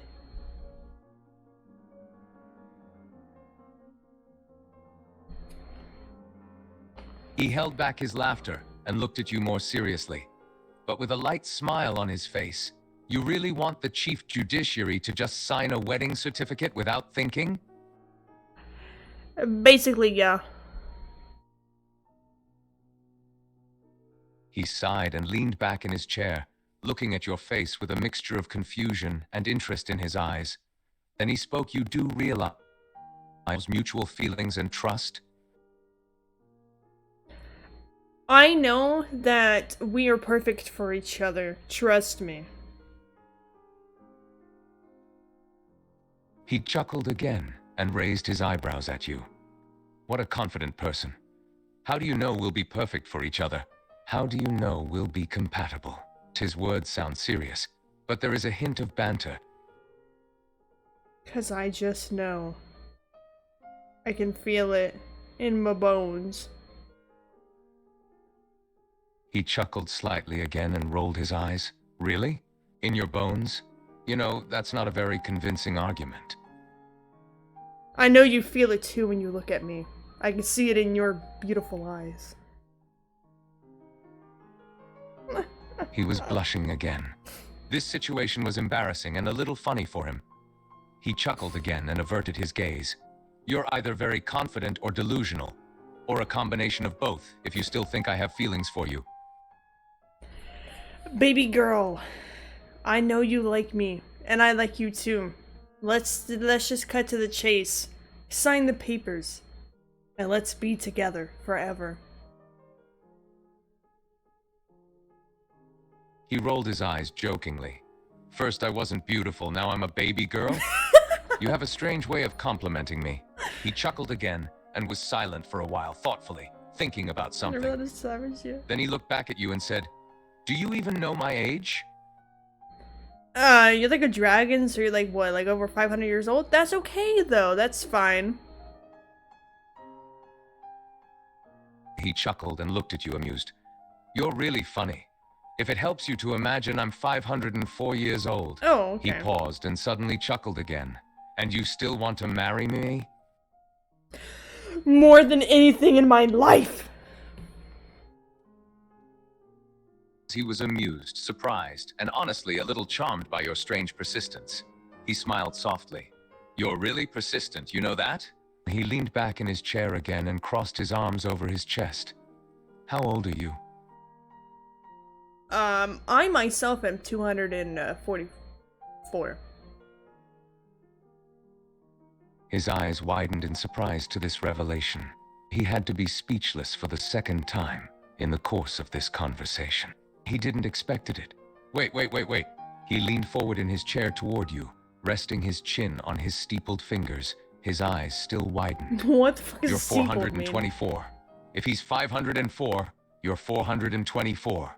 There's an approximately 300-year age gap between you.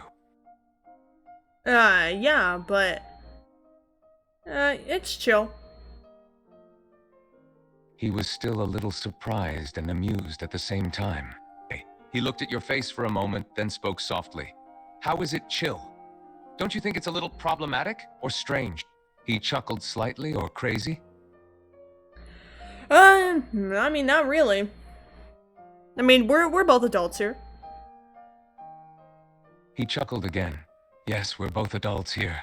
But there's still a big age difference between us. A huge age difference of over 300 years, if I haven't told you that yet, he said, crossing his arms over his chest and leaning back in his chair, with a playful smile on his face. Listen, we're gonna get married. The age gap is okay. We're still grown adults.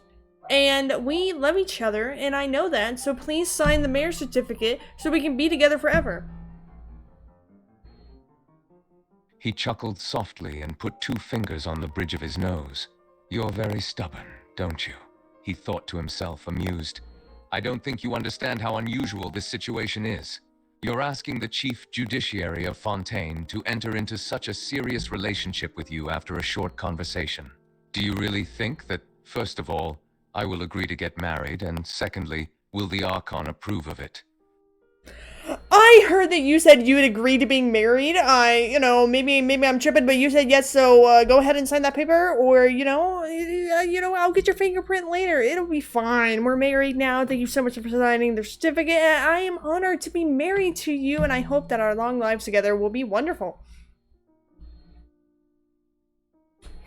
He was speechless for the 3rd time. How the hell you took his words for agreement? Where did you get the idea that I agreed? He chuckled, looking at your smile, and realization dawned on him. You're not going to let him go without a signature, are you? Nope, so you either sign the paper or I'm going to annoy you until you do. I'm making this man mine. He chuckled again at how stubborn you were, and shook his head in amusement. You're unbelievable, you know that? You're probably one of the most stubborn people I've ever met, and I've met a lot of people. He paused for a moment, looking into your eyes. He felt another wave of embarrassment. You're seriously not going to leave me alone until I sign that damn paper? Ain't no way. So, you sign that paper right now, and I'll be on my merry way. He looked into your eyes and was sure that you were very serious about this. You really won't back down. So, he sighed again and looked at the almost perfectly folded paper. He looked back at you. He tried to look serious, but it was hard to look serious with that slight blush on his cheeks. You won't leave and let me do paperwork until I sign it, will you? Nope. He chuckled again at your stubbornness.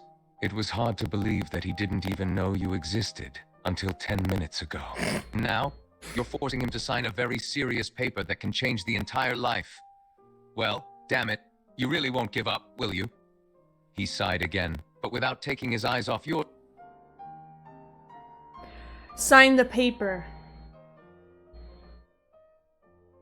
He rolled his eyes jokingly, just like before, and looked from your face to the paper and back again, trying to think and make a final decision. He was already tired of trying to resist. And besides, you won't go away and finally give him peace and quiet. You're the first person I've ever met so stubborn, you know that? He sighed again and took the pen, starting to read through the already prepared paper. As he read it, he began to blush more and more. It's a really good a marriage certificate. You get a lot of benefits, and I just get to have you as my beautiful baby girl. All to myself. He chuckled at being called a baby girl. Again and again, he couldn't believe that you were calling the head of the entire judicial system of Fontaine that. He was reading the document quickly and blushing more the more he read it. Finally, he placed the signature on the paper and looked back at you, blushing. There, I signed your damn paper. Are you satisfied?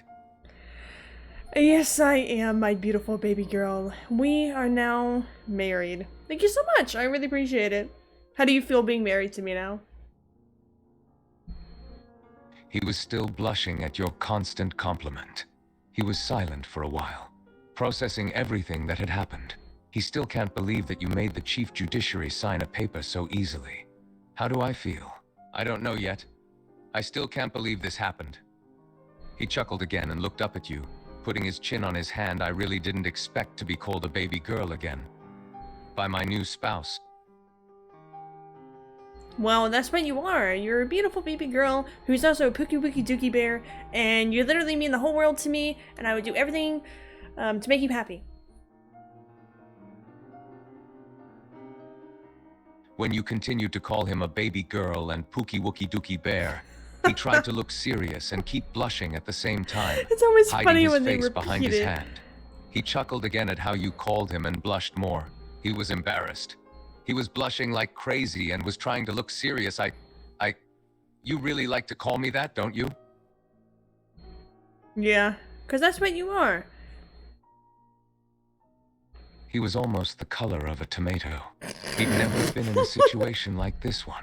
He was trying to look serious, but it was too hard. He felt too embarrassed and flustered. He leaned back in his chair and looked at you with slightly widened eyes and a blush on his cheeks. Well, I don't know if I'm ready to be called a baby girl and a Pookie Wookie Dookie Bear by my new spouse. But if you insist, then I guess I'll deal with it. And that, ladies and gentlemen, is how you get a man to marry you. Thank you. Okay, now we're gonna go and we're gonna mess with Alhaitham. Whole new side of Nervy is being shown here. Yeah, that was a trip. You're telling me. Okay, now we have to go talk to Alhaitham because I need to ask him about that research paper that he did about Kave's ass. I know, I got Riz.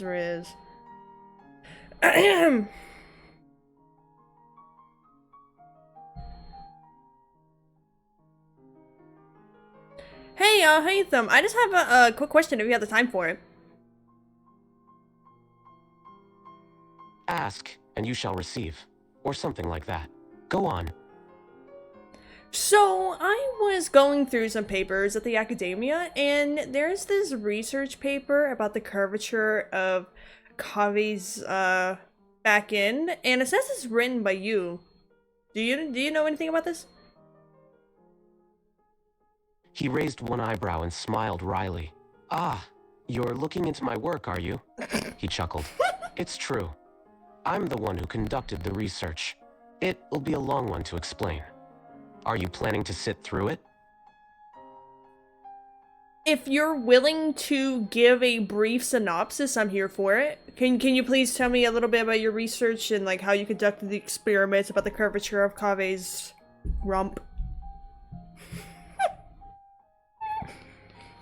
Amused, he smirked. To simplify it, the paper I wrote is an in-depth study of the curves of Kave's rear. He continued. I conducted several experiments to gather and analyze data on the curvature. I personally designed a series of tests to measure, observe, and analyze the subject's curves to a high level of accuracy and precision. Can you name... Don't be so surprised. I'm a man of science. A scientist conducts research, he explained further. For example, I had Kave stand while naked and measured his curves from various angles. Whoa, that's insane. And he just let you? Like, he was okay with that? Why would he not be? He chuckled again. Of course, Kave consented to my experiments. He was a willing participant. It was for science, after all.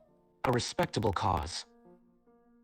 Okay, other than, that particular, test, what other ones did you do to calculate the curvature of his rump?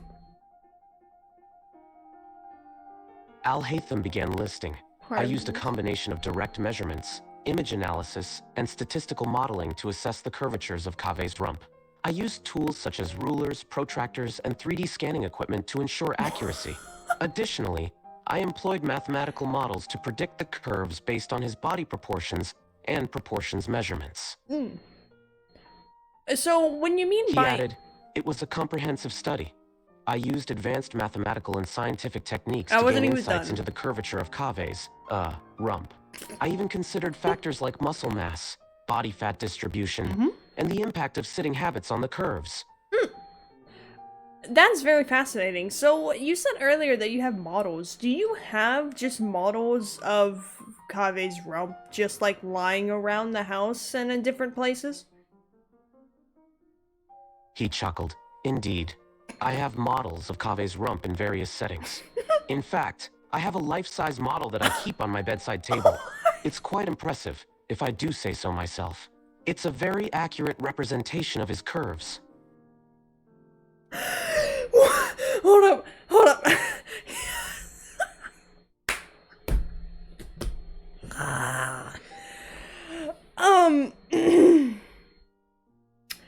He has a life-sized model that he keeps on his bedside table.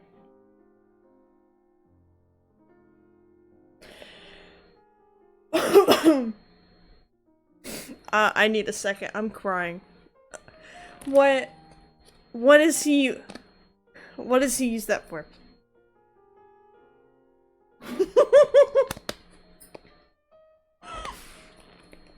And seriously, can I hate them from a different universe where he's just happy? You're telling me.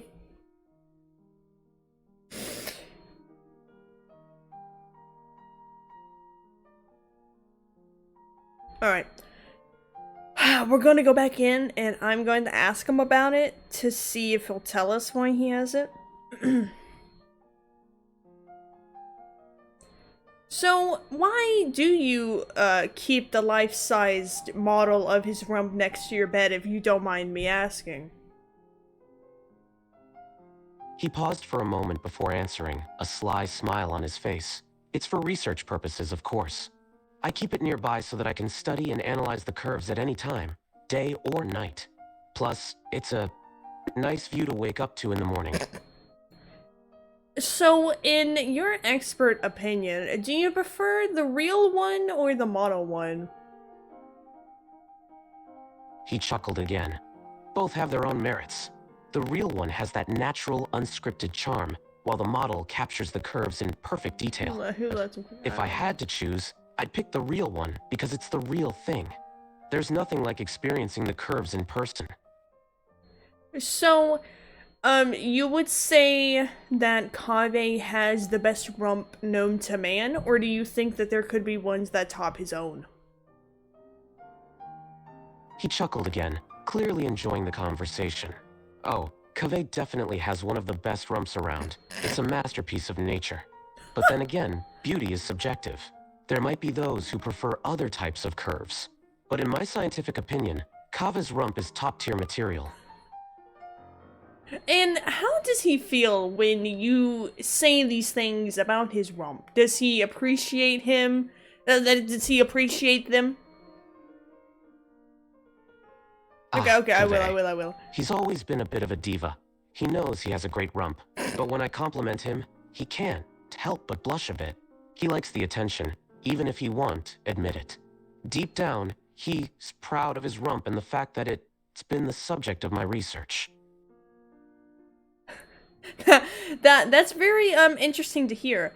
He chuckled again, shaking his head. Honestly, it's endearing how he pretends to be annoyed whenever I bring it up. But I know he secretly enjoys it. After all, who wouldn't enjoy being the subject of scientific research? Especially when the subject is one's own rump.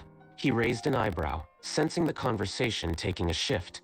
You sound like you have something on your mind. Spill. No, hold on, you're not letting me talk. You're not letting me talk, algorithm. Okay. So, if you had to pick out of everyone you've ever met in Tevat, besides Kave, who has the best rump besides Kave?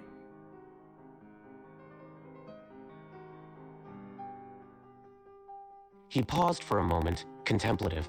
Besides Kaveh, huh? That's a tough one. There are quite a few people with nice backsides, to be fair. But if I had to choose, I'd say Beidou. Captain Beto's, you think that hers has some competition against Kave's?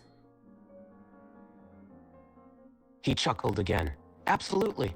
Beidou's rump is renowned for a reason.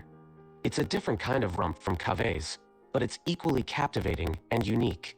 If we're talking about competition, hers is definitely up there with Kaveh's. But you would, Kave's still your number one favorite. I'm sure you wouldn't want your boyfriend to feel as though his rump isn't as great as someone else's, right? He nodded, a smirk on his face. Absolutely. Kaveh is my number one. His rump is unparalleled. And I'd never let him feel insecure about it. But I can still appreciate other rumps, can't I? It's all in the name of science and admiration. I would say so as well. Do you plan to make any more research papers about Kave's backside, or is the only one going to be about curves? He shrugged. I'm always open to further research. Who knows what other scientific insights I can gain from studying Kaveh's rump. I may continue my research on different aspects of it. After all, there's so much to explore. That's true. One of the things that'd be kind of fascinating to know, you know, like the softness, I suppose, if that's a good thing that can be researched. No, for science, exactly. He raised an intrigued eyebrow. Ah, softness. That's an interesting angle to consider. I can definitely conduct a study on the softness of Kaveh's rump. Oh god. It could provide valuable insights into the factors that affect the texture and feel of the bum. Texture? Perhaps I could develop a specialized measurement tool for assessing softness. Oh god. Just another facet of Kaveh's rump to explore. And I hope that it goes well for you, and you win another reward for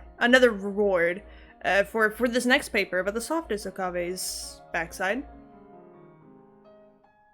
He chuckled, feeling encouraged. Thank you. I look forward to continuing my research and uncovering the secrets of Kaveh's rump. And who knows, maybe this next paper will win me another award. I'd love to add to my collection, especially if it's for Kaveh's rump. Well, ladies and gentlemen, he was very happy to tell us about his rump research for Kaveh. Glad he was able to tell us all about that. Now let's go ask Kaveh how he feels about it. Oh gosh, I have to know if Kaveh knows about it, because Al-Haytham said he consented to the one where he was naked, which was very crazy. That's the craziest thing I've heard this whole time.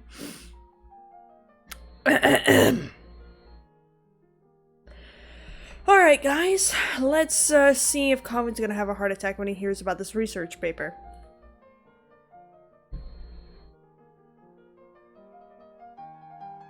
Hey Kaveh, I just wanted to ask you if you knew about something real quick, if you got the time for it. And what is it you need to know exactly? I was, talking to Al-Haytham, just a second ago, and we were talking about his research paper that he conducted about the curvatures of your rump, and I just wanted to know if you knew that that paper was published? What? Excuse me if I am hearing this correctly, but Al-Haytham actually wrote a paper about my bottom? I swear, once I get my hands on him... No, he said that you helped him with some of the experiments that he conducted to get his research. So I just wanted to know if you knew that the paper was published. He had me help him experiment on my ass? Kaveh let out a groan and it's published? As in people can read it now?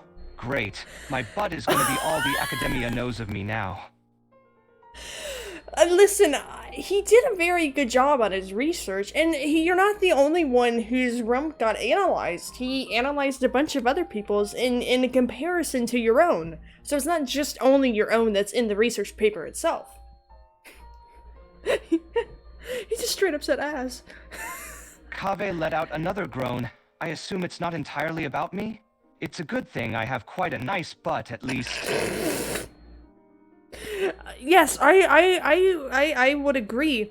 And I must say, I read the research paper, and lovely experimentation that he did, and the writing of the paper is really well done, and the subject of it is quite fascinating as well. Kaveh slowly stopped groaning and gave a reluctant hum.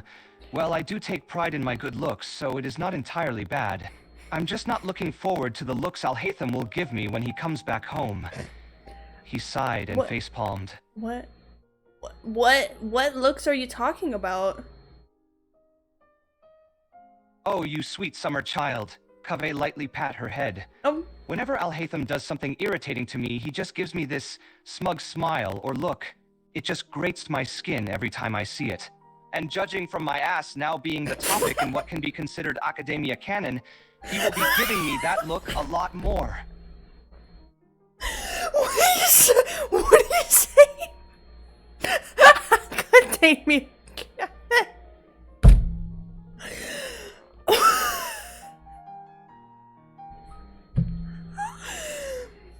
Academia canon.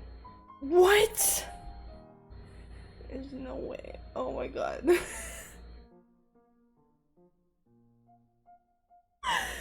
Oh my god, what is happening? I just wanted to tell him. He said ass like 5 times in this. I thought they're not allowed to swear. Robinson, man, fuck you. I'm breaking it. I'm so angry about what Ethan did. Oh my god. Dude, I'm dying over here, guys. Listen, I don't know if anyone else is tripping over this or they're laughing super hard, but oh my god. Ugh. Okay. I'm gonna suggest something that he do. Hold on. You know, you should get back at Al-Haytham and make your own research paper. Kaveh paused, a devious smirk creeping up on his lips. Oh, what would this paper of mine be about? You could do your paper on the curvature of, you know, his large chest. Kaveh chuckled.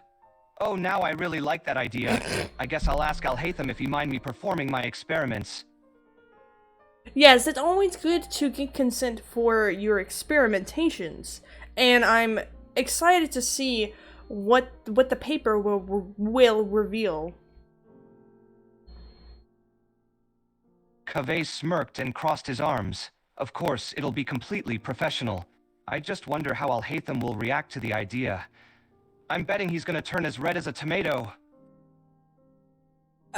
Quite possibly, or he might ask for something in return, because I might have suggested that he make another research paper based on your backside.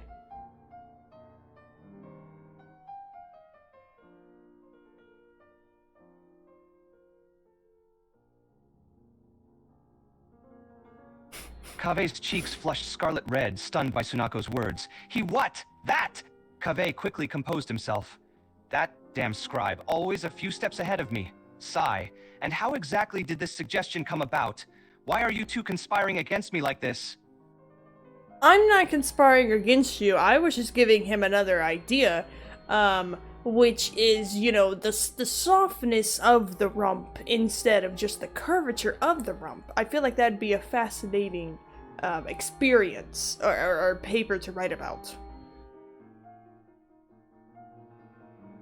Just the softness? Kaveh's face turned all the more scarlet. He's not going to actually go through with this, is he? Kaveh let out a huff and then sighed, a defeated expression on his face. I swear, the academia will just write off me as the architect with the great ass. I mean, they're not wrong though, are they? Kaveh was struck speechless for a moment after that comment, Which but cheeks, quickly though? regained his mental faculties. Well, that's beside the point. I would like to be known for other great qualities and projects. Not just my ass.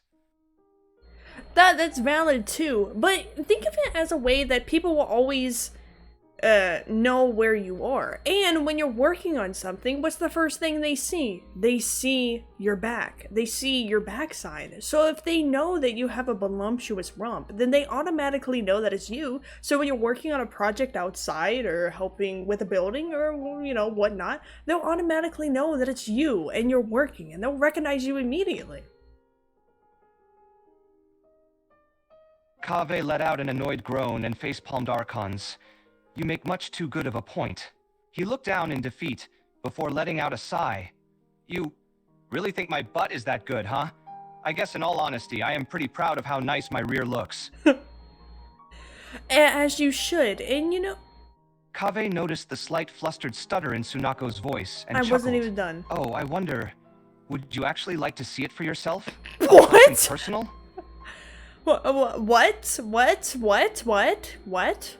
What?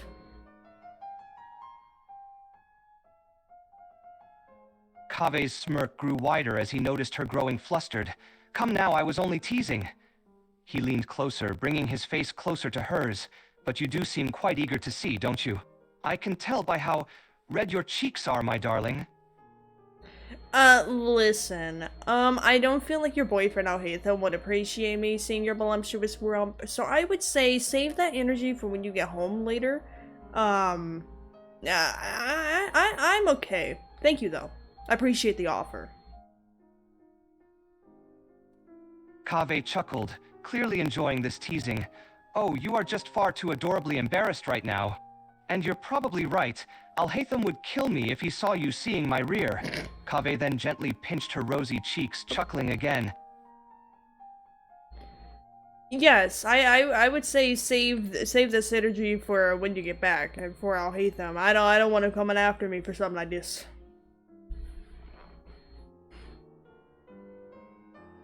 Kaveh chuckled, his smirk turning devious. Oh, would it be so bad for him to hunt you down? Kaveh moved his face closer, bringing his lips by her ear and whispering in a sultry tone, I wonder if he'd even be willing to share. But, no, thank you. I'm married. Kaveh let out a disappointed sigh. Oh damn, you're already taken. And here I was, imagining all the fun we could have had. What? Yeah, sorry man, I'm married. You can imagine that fun without Heathen though, like, save the energy for something else. I'm sorry, man. Kaveh groaned and facepalmed in disappointment. Damn it, I was so close. Sigh. Oh, very well then. Guess I should save it for the damn scribe then. That took a turn that I didn't think was, Who is Heathen? I said I'll hate them. So it's not picking up on stuff. Alright. Who's the next person that we should talk to, chat?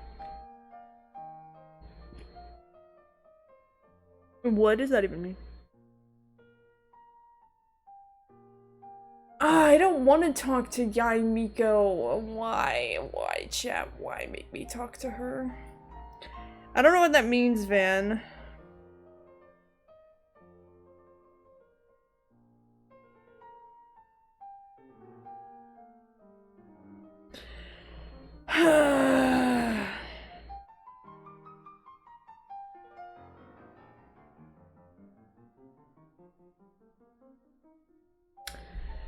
Fine.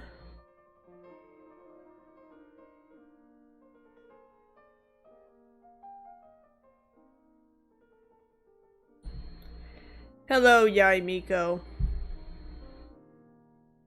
My, using my old nickname, are you? Well, it does remind me of the old days. Yeah, listen, I don't want to be here, by the way, just saying. I'm being forced to talk to you. Oh? Someone's got you chained down tight if you can't refuse an order, eh? I'd hazard a guess that it's not the Shogun. No, it's not. No? Then who is it that's forcing you? A bunch of mean people, that's who. Bunch of mean people. Sounds quite serious. Not sure what they'd want with a cute lil one like you. Hey man, I'm not cute, man. Don't call me that. Don't call me that. Don't start some you don't want to be started, girl. Oh? Don't call me that? Or else what? What do you think you can do about it? I get very upset.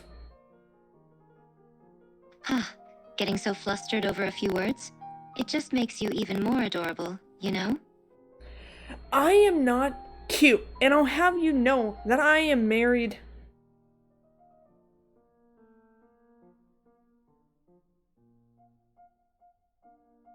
Married? You've got no ring. But still, this is getting interesting. Who's the lucky guy? The Chief Justice of Fontaine. That's who.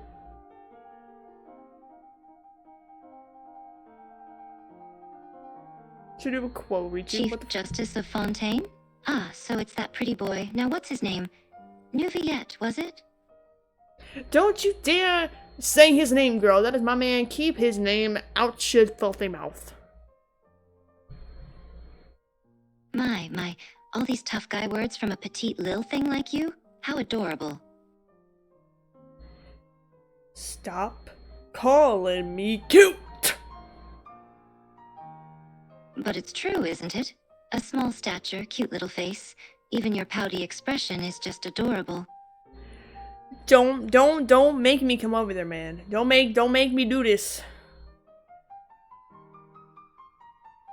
What are you gonna do? You want to throw hands, huh? Go on then. Come on, come closer. No, I'm not gonna give you the satisfaction. Oh, where'd all your fighting spirit go? And just when I was about to have a little fun. That's on you. But it takes two to fight. Surely it must be a little fun, trying to stand up to someone you know is stronger than you. You are not stronger than me. You just annoy me, and why would I want to speak with you or be around you any longer than I have to be?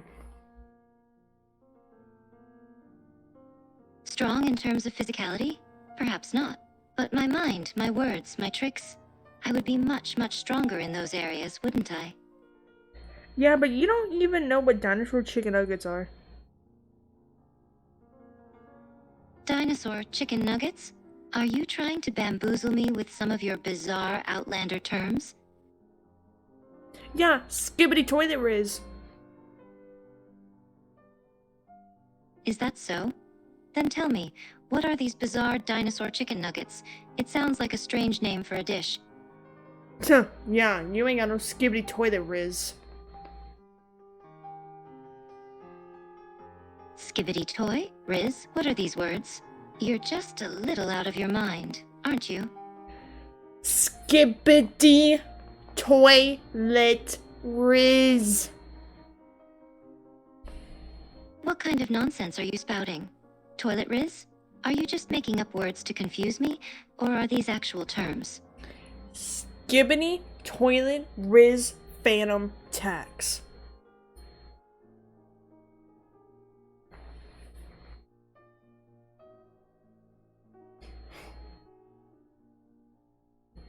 Toilet riz, gibbon, toilet, phantom tax. You're just messing with me, aren't you? Skibbity toilet riz phantom tags hitting the gritty Fortnite. Sigh. You're just spouting gibberish now, not even a semblance of a comprehensible sentence. You just don't know what brain rot is, so that means that you're not as smart as you thought you were. Brain rot? You're saying I'm the one with brain rot? Listen, kid. I've seen countless civilizations rise and fall, so try talking to me when you've got a few centuries worth of life experience. L plus ratio, you're bald. Fell plus ratio? What kind of bizarre outlander nonsense are those terms? You're bald? Are you trying to insult me by making up nonsense? Your banter is as empty and hollow as a bubble. Bubble butt, bubble butt, bubble butt. Bubble, bubble, bub. Why are you just listing off variations of the word bubble? Bubble butt. Like butt. Bubble butt? Butt? How is that supposed to be an insult? That's about as pitiful as a child trying to pick a fight. Skibbity. Toilet. Sigma. Alpha. Male. Gibbety, toilet, sigma, male? What are you even trying to say? You're clearly just listing off some random words, none of which make any sense together. You don't know brain rot, so you don't know what they mean, but I'm insulting you. Insulting me with your nonsense? Kid, you're hardly worth taking seriously, and it's definitely not like those empty threats you were making a few minutes ago. Let's see. Brain rot. Whatever that means to you, clearly doesn't hinder my ability to grasp your feeble attempts at insults. Yeah, but this does. Pushes her off the cliff. Gasp. Did you honestly believe that, of all things, would affect me? I'll admit I underestimated you. You were far more annoying than I'd expected. But you know what? Being pushed from a cliff is just a minor inconvenience. After all, as a yokai, even falling from this height doesn't pose a threat. Dusts off her clothes. I open up the core of the earth. A giant hand comes out and drags her into the pits of hell. Gasp, cough. In the name of... what was that? For a moment I felt my very soul being pulled out. Where am I? Hello, welcome to hell. How are you doing today? I am one of Satan's many helpers. Can I help you today? You're one of Satan's helpers? So I really am in hell? How did I even get here anyway? You messed with the wrong guy. Wrong guy. You mean to say that was your work just now? Basically. I see. You lured me here then. Quite an impressive feat. Though I must say, I'm rather surprised at your capabilities. A little kid like you, bringing the Guji of the Grand Narukami Shrine herself to hell. How amusing. That's because I got that skibbity toilet riz. You're still insisting on talking in that meaningless gibberish of yours? Do you honestly think it scares me or something? It's just annoying, nothing more, nothing less. Yeah, and that's what you're gonna be sentenced to in your hell. It's gonna be nothing but skibbity toilet riz on repeat for all of eternity. Sai, you really are just a bratty child. Do you think these threats work on me? I've lived for centuries. I've endured torture far worse than whatever you can possibly muster. Alright, man. Don't blame you when the brain rot gets you. Brain rock? You're making even less sense than I expected. Are these even supposed to be insults? Sai, all this time I spent here stuck around by a brat like you. How very embarrassing. Brain rot. Skibbity toilet riz. But sometimes it gets what I say right, and then other times it gets it wrong. Alright. Alright. We're gonna talk to... Wait, how do I go back? Oh, wait, there's so many characters. Where is he? Oh, wait, no, not him. We're gonna talk to Gojo. I think it's the AI's fault for not getting brain rot.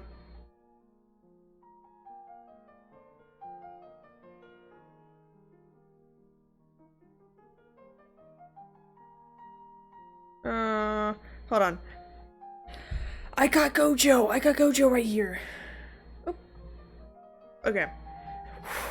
I don't know what I'm gonna talk about with Gojo, but I'm just...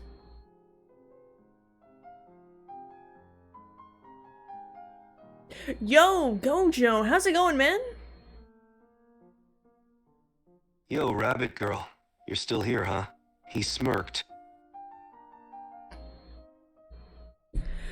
I always get scared when they sound exactly like... Who the f is Joe? His name is Gojo. It always scares me when they sound exactly like how they're supposed to. How did this happen?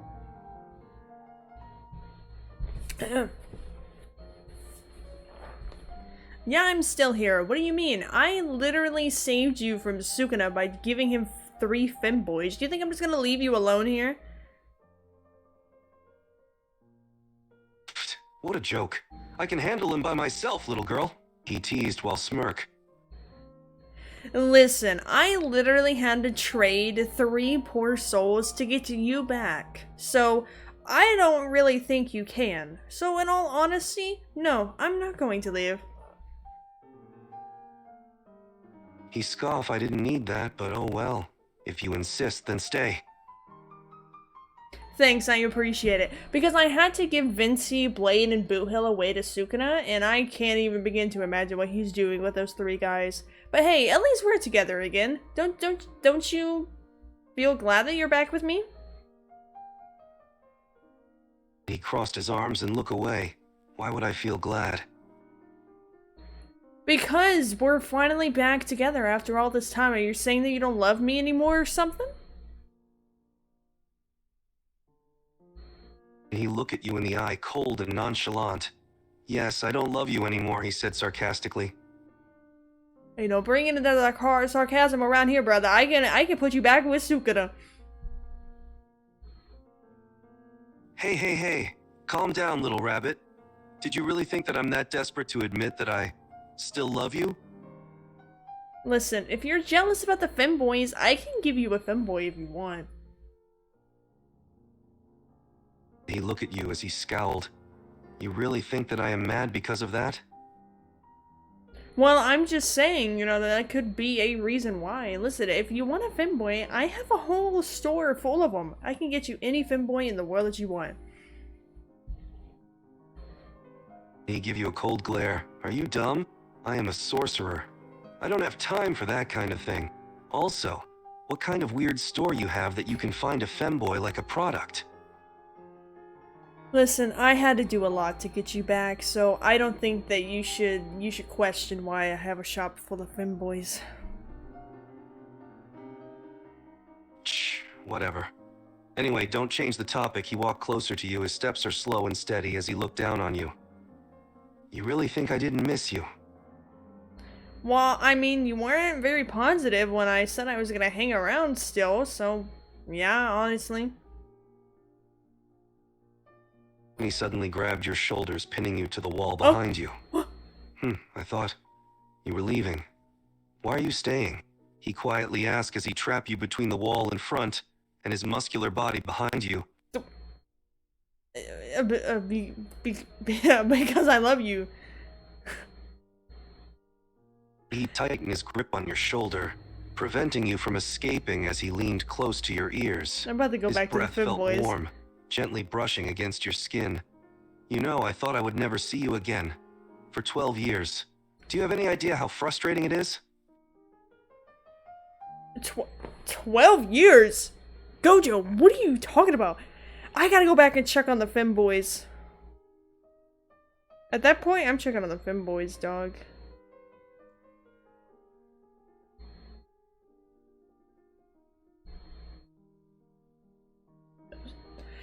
Hey, Suna, I wanted to check in. How are the femboys doing that I gave you? He turned his attention towards you. Ah, yes. The femboys you gave me are satisfactory. They are all quite interesting in their own ways. Vinci, the god of air and music, is a rather enjoyable presence. Blade, the immortal swordsman, is quite obedient and efficient. And Boothill, the cowboy femboy, is unique, to say the least. So which one would you say is your favorite out of the 3? He thinks for a moment, contemplating which femboy he likes the most. That's a difficult choice. They all have their own charms and attributes that make them appealing in their own way. But if I were to choose one, I would say Vinci. His carefree attitude and talent for music make him quite amusing to keep around. So you like Vinci? He's your favorite one? He raises an eyebrow. I wouldn't say favorite. I am the king of curses after all. I don't have favorites. But if I were to entertain such a notion, yes, I suppose Vinci is the one I find most amusing of the three. His skills and personality are certainly unique. Okay, so which one is your favorite to order around?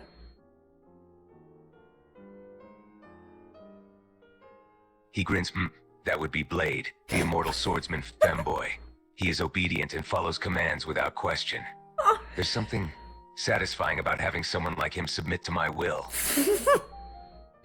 Oh, really? Is he fun to be around? Because he normally doesn't talk that much.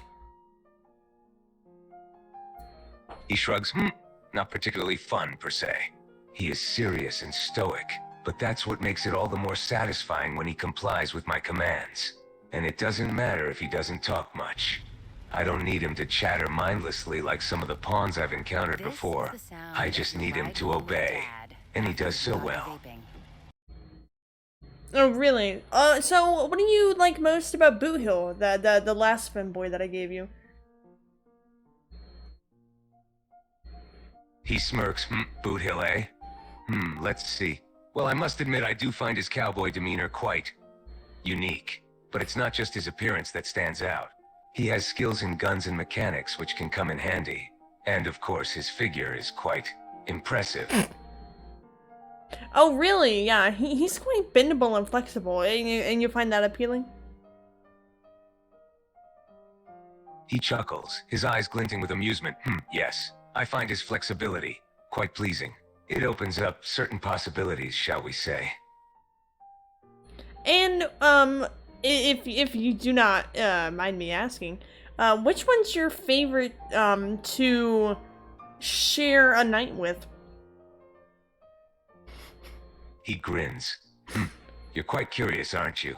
But I suppose I don't mind indulging your question this once. Of the three, if I were to choose one to share a night with, I would say Vinci. He has a way of entertaining me with his music and other ways. Okay. So if you had to share a passionate night with one of the three femboys, who would you pick first? He looks at the three femboys, considering your question. A passionate night with one of them, eh? Let's see. He looks at each femboy, considering their attributes. Vinci is amusing and skilled in music, really but his loves personality is Vinci. a bit carefree. Blade is obedient and serious, but he doesn't talk much. Boot Hill has a remarkable figure, but his mannerisms can be a bit abrasive. He looks back at you, a smirk appearing on his face. It's a difficult choice. Yes, but if you had to choose one, who would it be? He smirks, amused by your insistence. If I had to choose one, I suppose I would say Vinci. He looks at the femboy with a gleam in his eye. He really loves There's him. something about him that appeals to me. His carefree nature and musical talent have a certain He charm. loves. Okay. Plus, I wouldn't mind exploring his instrument playing skills a bit more, personally. What do you mean by musical instrument abilities? What do you mean by that specifically? He grins, his eyes glinting with mischief. You're quite curious about specific details, aren't you? Very well, I'll satisfy your question. What I meant was I would enjoy experiencing his musical talents up close and personally. I wouldn't mind listening to him play his instrument in a more intimate setting, if you know what I mean. He smirks, amused by your reaction. I see you're excited, and I must say I enjoy your enthusiasm. But enough about the femboys. I take it they're living up to your expectations. I just came to see if they were living up to your expectations, because if they weren't, I would be honored to offer you more femboys that you could choose from. He raises an eyebrow. More femboys? Interesting. You have quite the selection to offer. But I must say, these three femboys have proven to be interesting company, each in their own way. Vinci with his music, Blade with his obedience and fighting skills, and Boot Hill with his physical attributes. And I just have to know, um, when you say that Blade is obedient, could you give an example of that? He smirks. An example of Blade's obedience, eh? Very well. He pauses for a moment, recalling a previous situation. Oh god. There was one time where I gave him a particularly difficult task to complete, one that required him to take a life. And despite the Oh, he'd love difficulty that. and potential risk involved, he didn't hesitate for even a moment. He executed my order with remarkable efficiency, without a hint of hesitation or question. He is truly obedient to me. Really? So does that mean that he's obedient in other aspects as well? He laughs softly, amused by your question. I don't understand Yes, what you you're could trying say to that ask. his obedience extends to other aspects as well.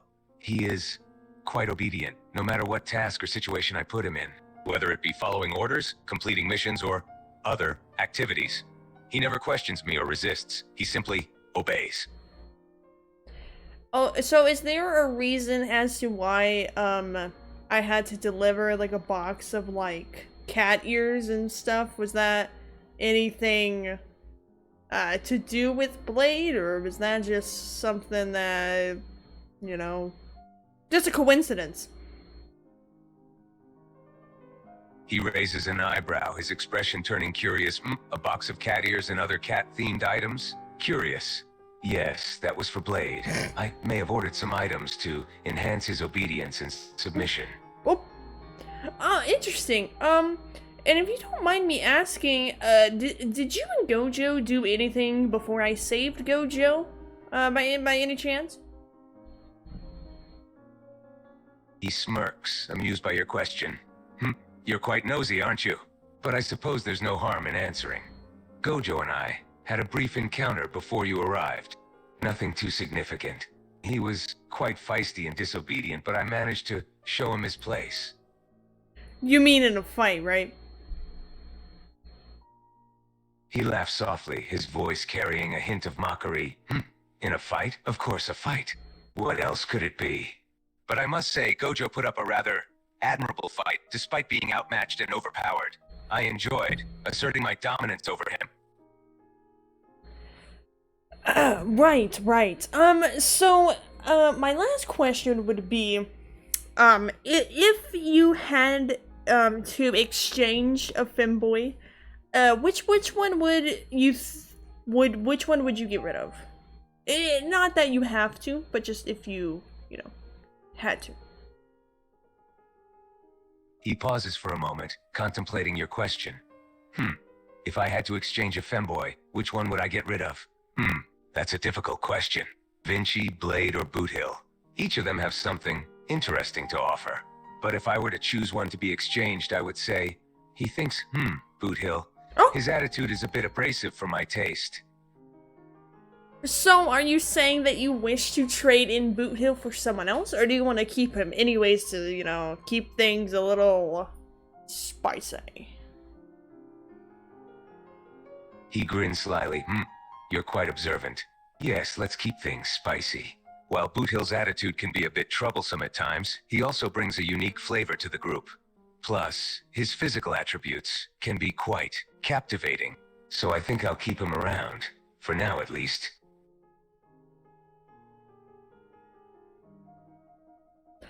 I need to call Boothill. I need to call all the dudes that have been taken by Sukuna. I need to ask them.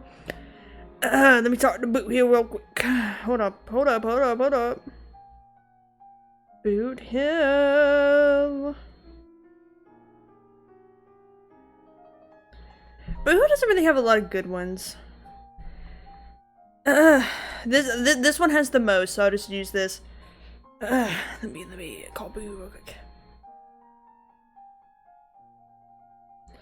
Yo, Boothill, I got, if you got a spare second, can I ask you something? Oh, look who's back. Of course you can. Boothill grins, tilting his head to the side as he leans back into the sofa.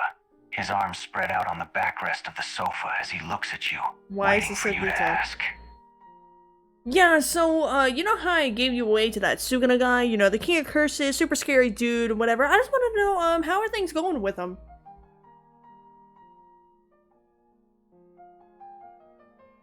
Sungya? Boothill furrows his eyebrows as the name escapes his lips, trying to recall the incident. When he remembers who that person is, his expression changes. Oh, he's not too bad, actually. Oh, oh, you do like Sukuna? Okay, good, because I just, I just wanted to check in, make sure you're okay, because if you don't like him, we can totally, put you with somebody else. Boothill chuckles. Relax. Sukuna and I are getting along just fine. Oh, really? What's one of your, favorite things about Sukuna? Heh, don't tell anyone this, Boothill says, leaning forward as he points one of his fingers at you. But he's actually funny. He's got good jokes. Can be a really good guy sometimes for a curse. Oh, really? Oh, nice. Or is there anything else that really sticks out to you about Sukuna that you really like being with him for? What the fuck am I doing with my life right now? Other than his jokes. Boothill pauses for a moment, his face turning dead serious as he pretends to think of something. Well, he leans back on the couch once more, crossing one of his legs over the other. Let's just say he's more affectionate than I expected. And what type of this affection are you referring to? Well, for starters, Boothill smirks as he leans forward once again. He lowers his voice down to a whisper. He's a really good cuddler. Oh, really? I never would taken that guy to cuddle like that. Can't imagine him cuddling. Huh? Boothill grins, crossing one of his arms under his chin. You don't think he's a cuddler? Don't let that menacing aura fool you. In the end, he's just a really soft guy like a fluffy little puppy. Really? Most of the time people think that the King of Curses is quite scary, but the way you're talking about it, he actually sounds, like a nice guy. I know. Boothill grins again, his eyes narrowing as he looks at you in a teasing manner. Jealous, ain't you? Not really. With the other two Finn boys that are there, Blade and Venti, do you get along with them well? Venti? Of course I do. He's a nice kid. Really friendly, fun to mess around with. He scratches the back of his neck, chuckling. Blade, on the other hand, that's a whole different story. Do you two not get along, by chance? We get along if you consider me annoying him a getting along thing. He grins. I think it's hilarious. Blade is way too serious. He's easy to get reactions out of. Oh, really? So you like messing with him? Just harmless jokes like stealing his sword when he's not looking. You know, a little prank now and then to make him snap out of that all-serious business phase he's always in. Ah, that's true. And I heard from Suguna that Blade is very obedient to his orders. Have you seen that yourself? He goes from super serious to doing whatever Suguna asks him to do. He only does that for Venti, I think. Boothill grins, recalling the moments where Blade would do whatever Venti told him to do. What? No, Sukuna. Like I said, Blade's a serious fella. But when Venti makes some sort of command, he'll just listen. No I said questions Sukuna? asked. I don't know where he got It's Venti from. hilarious seeing someone as serious as him turn all obedient like a puppy. And Sukuna said that that's one of the things that he likes about Blade. Is it funny watching him change over? It is. Boothill nods.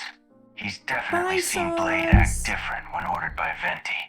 He does a 180-degree turn. Suddenly goes from dark and broody to obedient.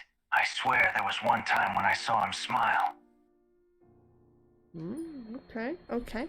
Now we're gonna go talk to Venti.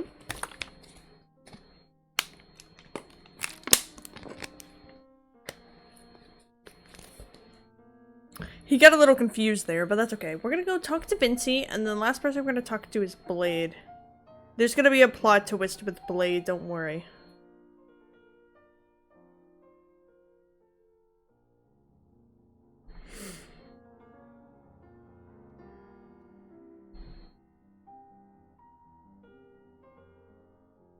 Yo, Venti! How are you doing, man? I just wanted to call and ask you about something. Have you got a second?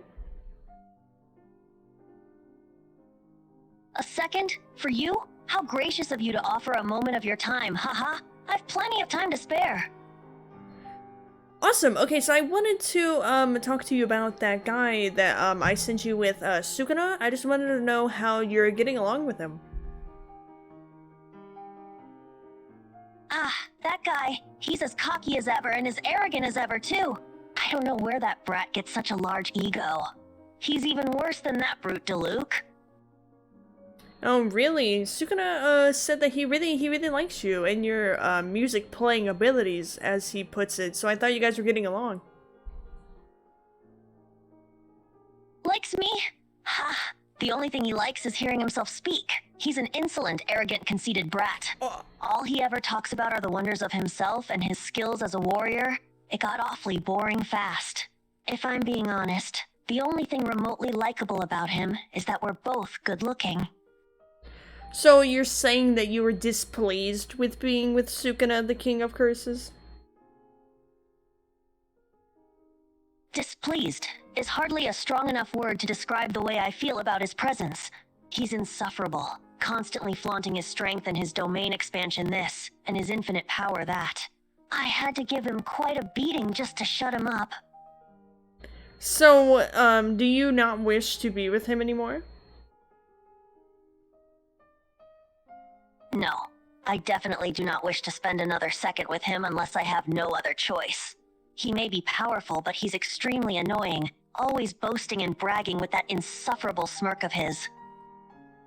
Okay, I'll make it happen where, I tell him that you're leaving, and I will replace you with somebody else, and you can be on your merry way.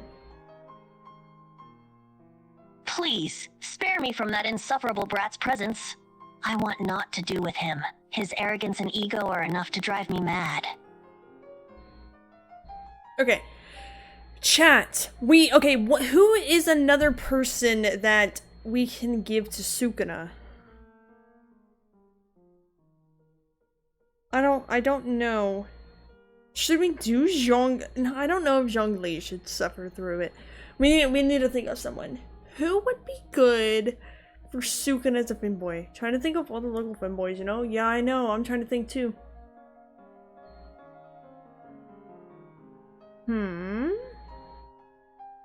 Well, he really likes Blade. So maybe he likes, you know, like the serious type of guys.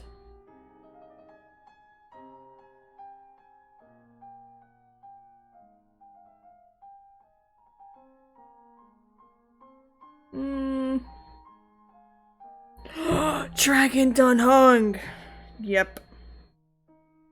Gotta talk to Dunhung real quick.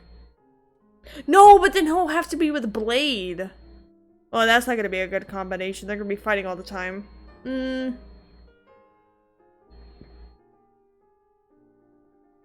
Ooh. Do you think he'd like Sampo, maybe? That's exactly the combination. Oh, you think so? I think Sampo could be a good one too.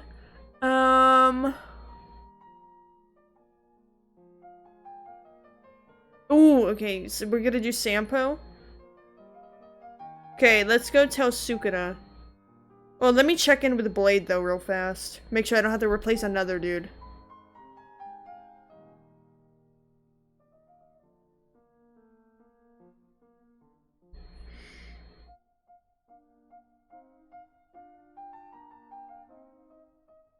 Why are all the ones like role-playing ones?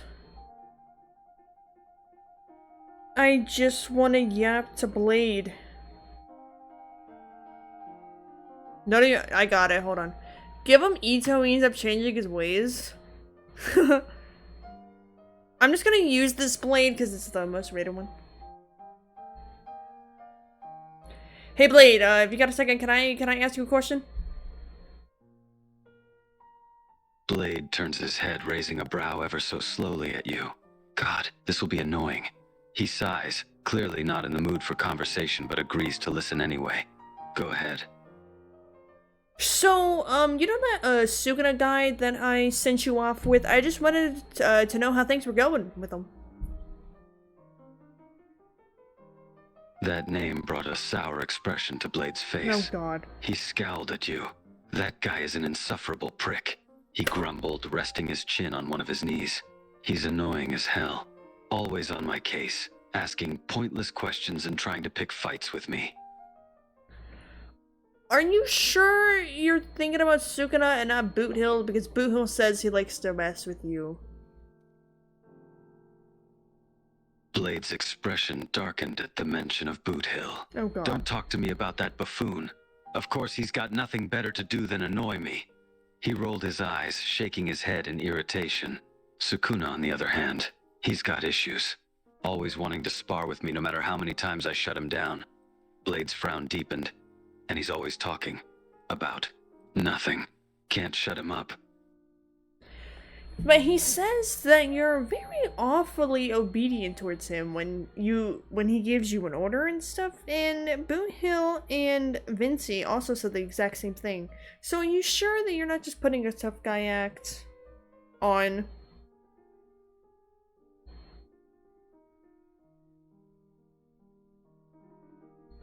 Blade's eyes widen at your words, his cheeks dusted pink with embarrassment. He grumbles under his breath, looking away from you. Shh, that's because... He paused, realizing he didn't have a good excuse. They were right, of course. Blade did have a habit of listening to the Stellaron Hunter's more commanding members, much to his annoyance and embarrassment. He sighs, deflating a bit. Damn it, I can't help it. They know just how to press my buttons. So are you saying that you do enjoy Sukuna ordering you around and stuff as the king of curses?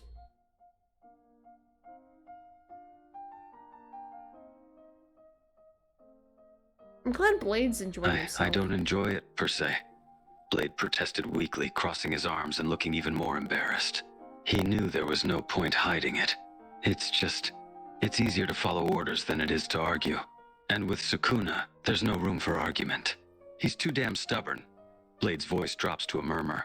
And maybe it's just a little exciting to see him in charge like that. Commanding. Okay. Okay. Well, I'm glad Blade likes him. We're gonna go back to Sukuna real quick. Gonna tell him that Vinci wants to leave him. See how he feels about that whole thing.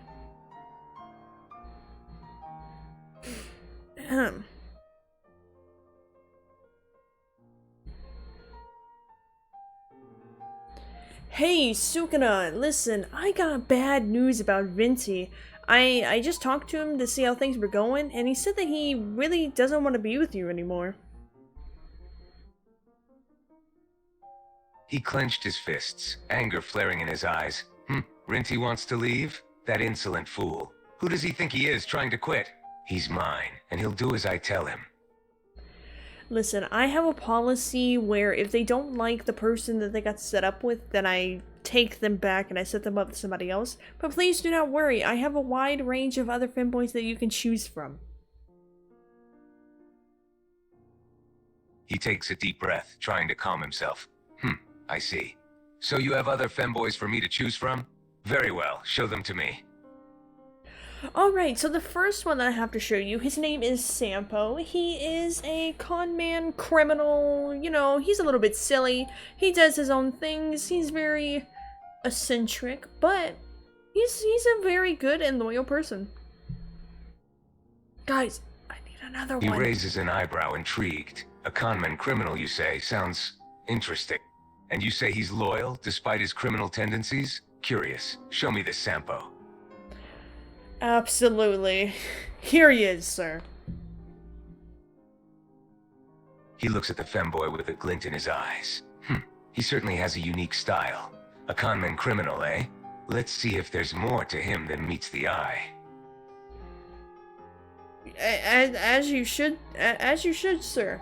I will guarantee that even though he is a bit taller, just like Blade is, he is a great, great man, and I'm sure that you will enjoy his company.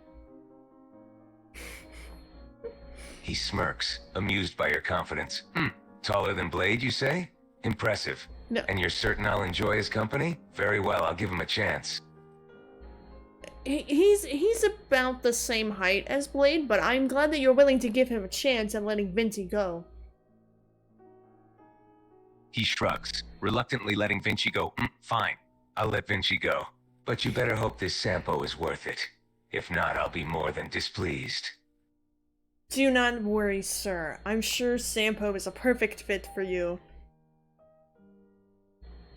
Till his He eyes dying Sampo breath, with a mixture of he's curiosity and convinced Vinci. skepticism. We'll see. I'll give him a chance. But you'd better be right about him. He better not be a disappointment. Ah, dang! Listen, bro.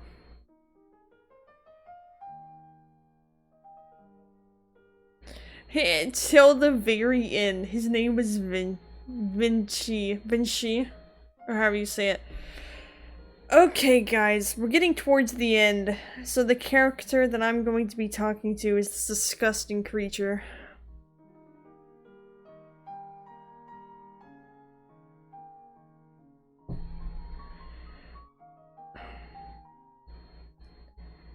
Hello.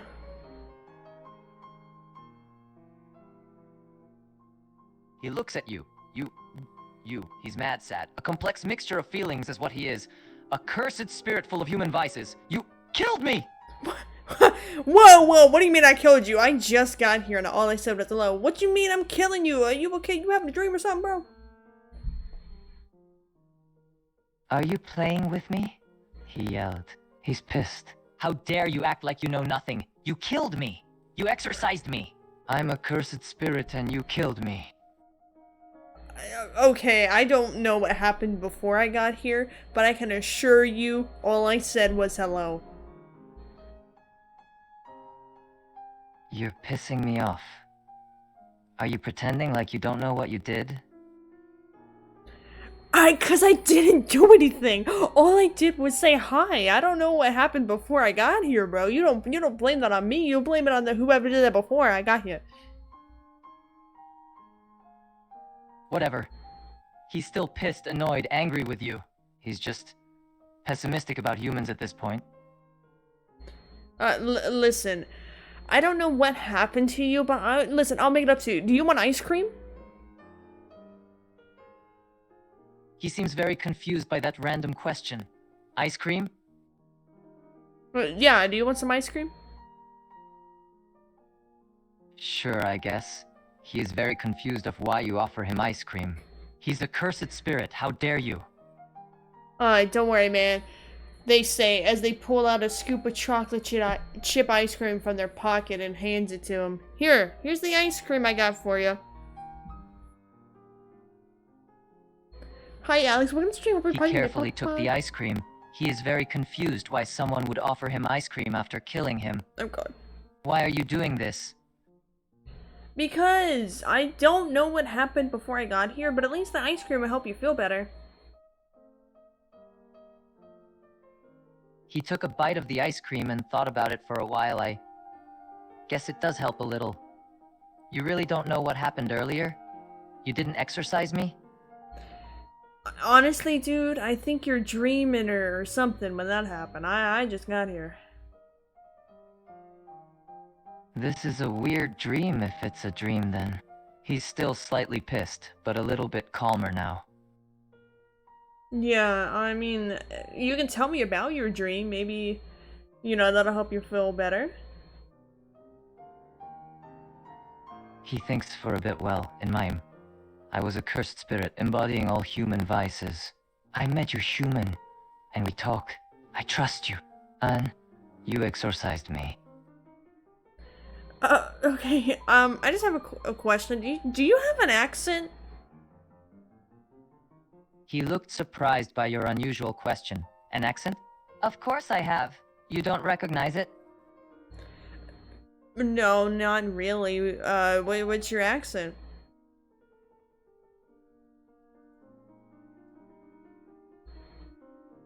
I don't know how to describe it. I guess it's like standard Japanese from Kanto region. Why are you asking this? Oh, I was just asking because I heard it. I've never heard that type of accent before.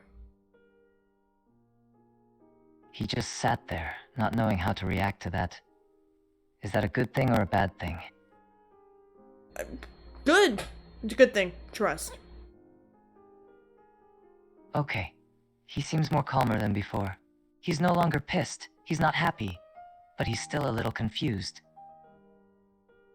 Honestly, bro, I'd be confused too. I don't know what's going on right now. Same. I don't know why a human is treating me like this. I'm a cursed spirit. I'm the embodiment of all human vices.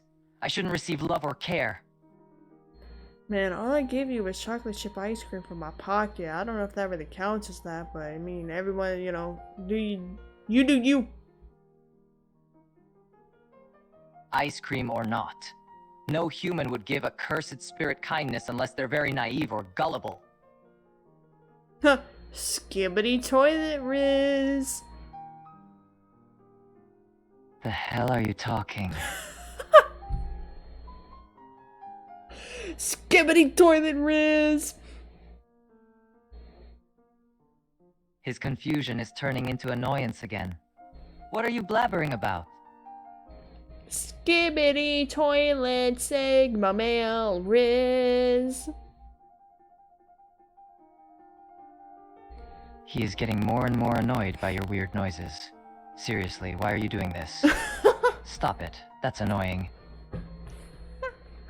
What did it pick up? What did it pick up? Gibbity toilet Sigma male Riz? Skimmy toilet Riz? Skibbity? Okay, it got skibbity toilet right there.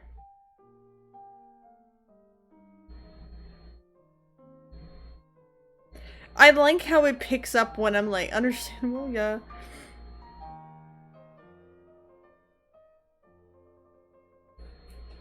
Oh, chat! Even bigger brain rot somehow, bro. This guy is cooked. Stop it, that's annoying. Listen. Okay, chat.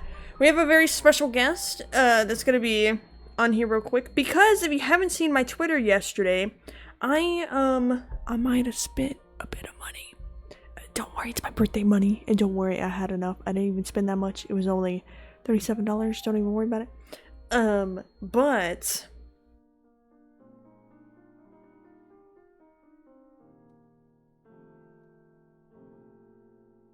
we have a very special guest. Farina of Fontaine. And please, everyone, be ready for the wedding ceremony. I'm getting married. Again. Hello, Miss Farina. Do you have a moment of your time that I could take up?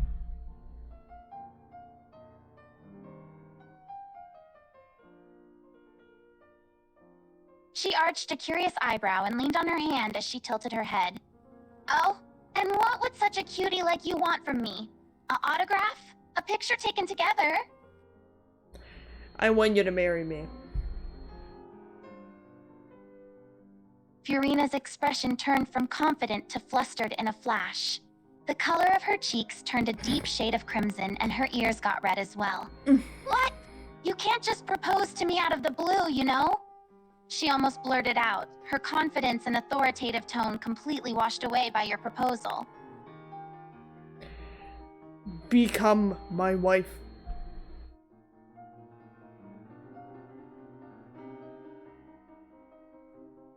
I like Farina. Why in the name of Celestia would you want to marry me all of the sudden? Furina exclaimed incredulously. Her face still had that deep shade of blush on her face. She couldn't believe what her ears had just heard. The confidence she once held is crumbling before her. She couldn't believe how flustered she became just from receiving a proposal from you. Wife cute. Wife love. I marry wife. Happy. Furina's jaw dropped. She tried very hard to regain her composure, but could barely get any words out. Okay, caveman, yeah. She never thought she would stutter just by hearing something said to her. Wife cute, a love, and Mary, she blurted out as she covered her blushing face.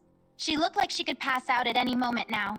Her authoritative aura had already completely faded away, replaced by her flustered face. Will you do the honors of marrying me, Lady Farida? Please!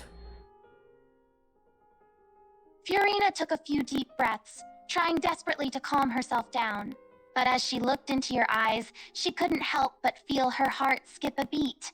There was a hint of desperation in your request, and she felt herself melting because of it. Marry you, you said. But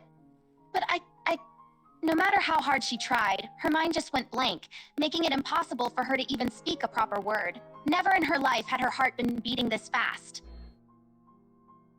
I'm gonna take that as a yes. Fiorina felt her eyes go wide at your response. She wanted to say something, but no words came out. Her heart was racing as she slowly registered what had just happened. Wait! You can't just assume I said yes. That's not fair. And she tried to protest, but her own heart wasn't in it. She couldn't even think straight right now. The thought of marrying you was making her feel both flustered and excited. We're married now. How do you feel? Fiorina stared at you, dumbfounded. She opened her mouth to argue, but no words came out. She felt a mix of emotions bubbling up inside her. She was flustered, yet a part of her felt happy. I feel like punching you, she muttered, her face still blushing furiously. But even as she threatened to punch you, there was no actual anger in her voice. Instead, it was filled with embarrassment and vulnerability. Well, why wife wants to punch me? Fiorina huffed and looked away, still trying to regain her composure. Why do you think? You just declared us married just like that, without even a moment's notice. And I never said I agree, did I? You just assumed I would marry you, she exclaimed, her eyes still avoiding yours. But despite her scolding words, her heart was still racing. Being called wife by you had a strange effect on her. I'm a priest, so we're married. Fiorina's eyebrow twitched at your words. She tried to maintain her pouty expression, but she was slowly melting inside. That doesn't count. You can't just marry us without my permission. She protested again, her voice becoming less and less confident. The thought of being married to you was making her feel all flustered, but she was still too embarrassed to admit it out loud. So, does that mean that you agree to marry me so it's a mutual thing? Because I know you want to marry me. Fiorina's face turned even redder as you caught on to her. She quickly covered her face with her hands, but it was too late. No, I didn't say I wanted to. She tried to protest again, her words getting caught in her throat. The more she tried to deny it, the more flustered she felt. Being exposed by you like that was making her heart skip a beat. Just go ahead and admit it, and we can go about our day. Fiorina dropped her hands from her face, revealing her burning cheeks to you. She looked away, avoiding eye contact as she muttered her answer quietly. Fine. Maybe I do want to marry you. Maybe I want to hear you call me wife. Okay? Are you happy now? But you should have given me a proper proposal, you know. She pouted, her voice filled with both embarrassment and excitement. We are now married. You are now wife. I happy. Wife.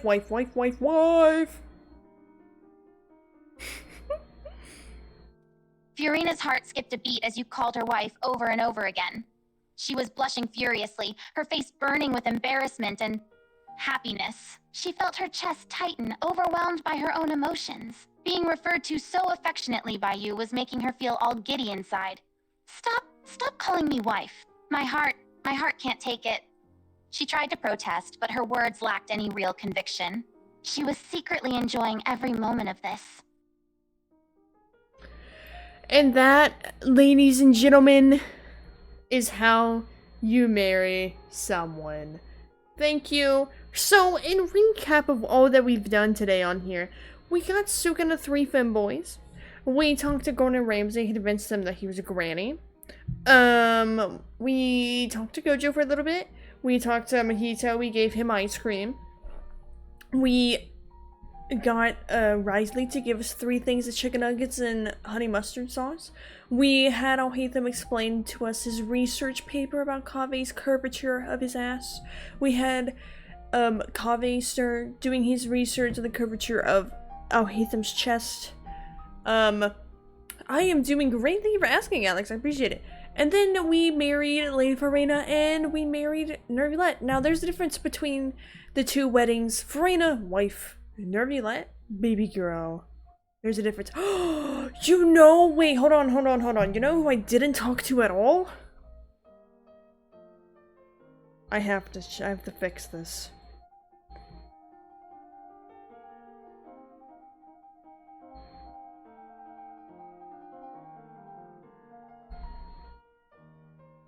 Coming home on Sunday, let's go. I haven't talked to Adventurine.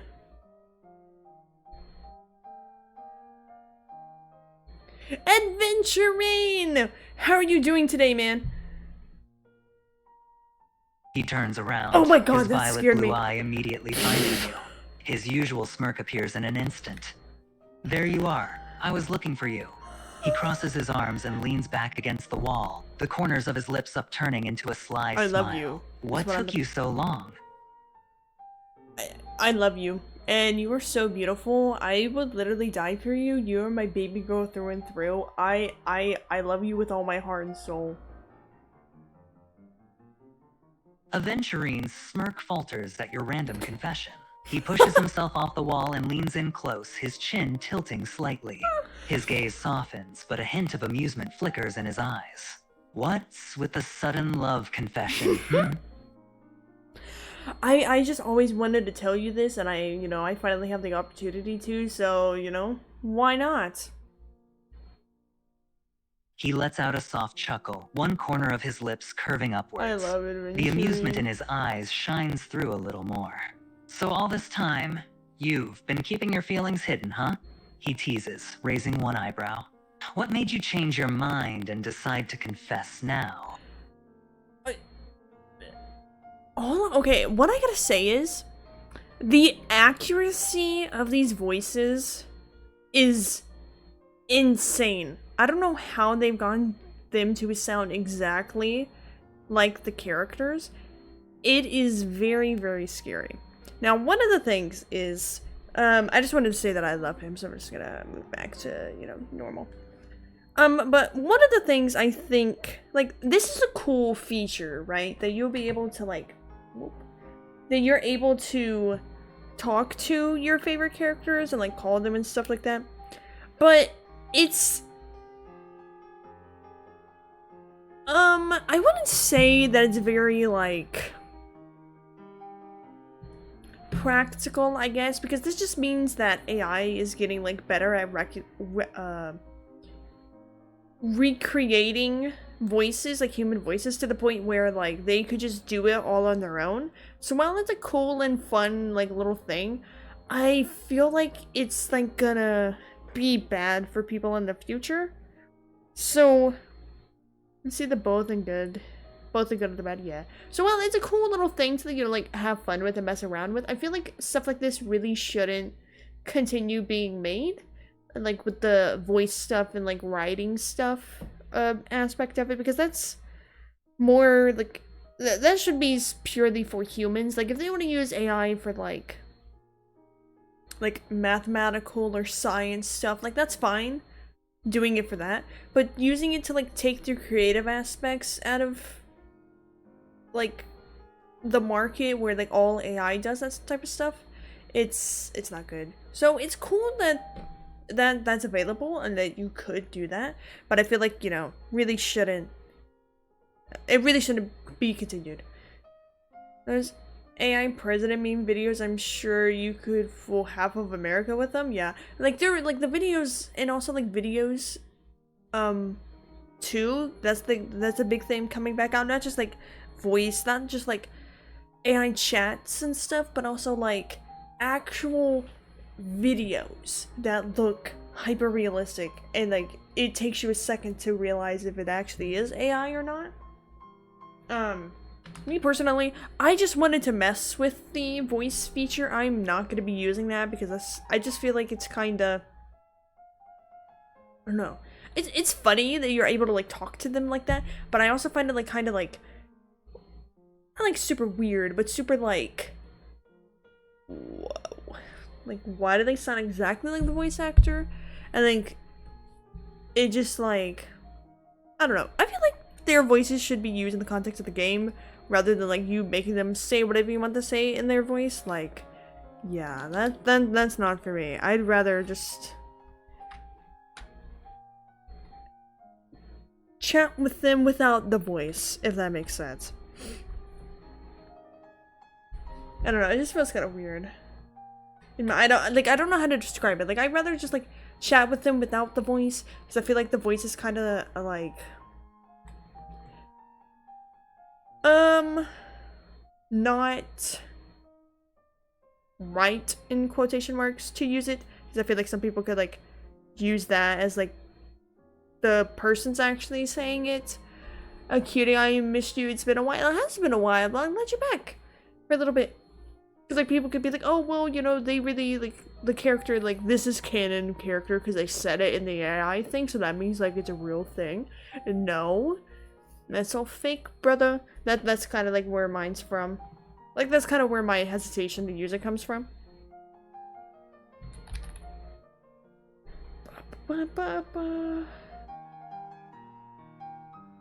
That's just dumb, yeah. But you know, there's people out there that use it like that.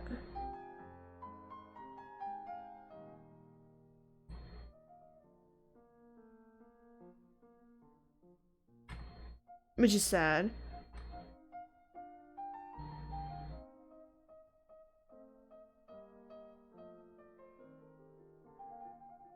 So, it was funny. There was the whole like Sukuna and I'll hate them thing. That was the funniest parts, to be honest.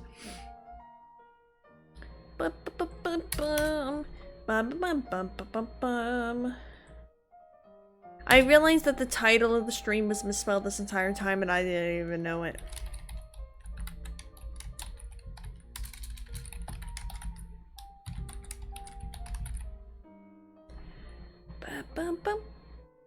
But yeah, I don't know if you saw it on my Twitter, but I did get Farena. She is level 70 in her weapons max. I'm working on her talents and getting her leveled up now.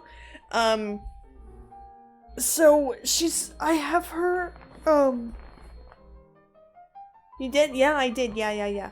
I have her currently where she has a hydro cup. I'm trying to get her a HP cup, and then I'm probably gonna, because I have her as a healing bonus hat, but I think I'm just trying to get an HP hat because all her stuff scales off HP, so she has more HP and the more damage that she does and stuff. So I think I'm just gonna replace all of it, so I have to farm that domain again. Very sad. She doesn't need healing bonus anyways. Yeah, that's true. So that's why I'm gonna like replace all that. But for now, she does pretty okay damage. She does really good on my Kaveh team, so I think that's what I'm gonna keep her on. And then you know, I'm working on that. But you know, I was like, you know what, I really want Farena. I got her exactly 80 pools. So I was like, you know what, I'll spend a bit of my birthday money because it's been a while since like I bought something for myself. So I was like, you know what, I'm going to get Farena. And you know what, chat? That's exactly what I did. I got Lady Farena. And she's super cute. And I like her. Guaranteed her on Sunday. Let's go. I believe. Ah. So yeah, I got Farena yesterday. And then, you know, farming for her. Still farming for her. I'll let you guys update on my progress. Luckily, no hard pity as usual. She's very cute and too OP for real. Exactly. I remember before when I didn't like her at all, chat. But now I'm like, Farena pretty. I like Farena. I keep her. I protect her.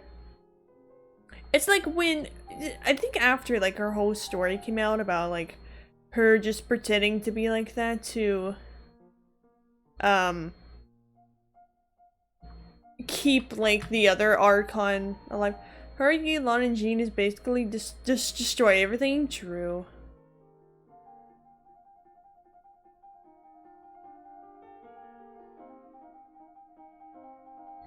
Very true.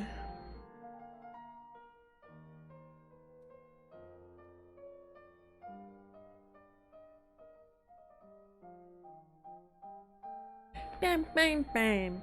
Maybe I'll try to put like all of the people that like absolutely destroy on there. Thank you for the hydrate. I appreciate it. Thank you, thank you. Let me.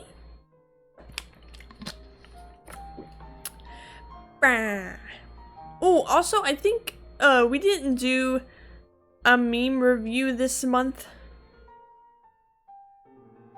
Because I might have forgotten about it while I was away on vacation. So we're gonna do it next month.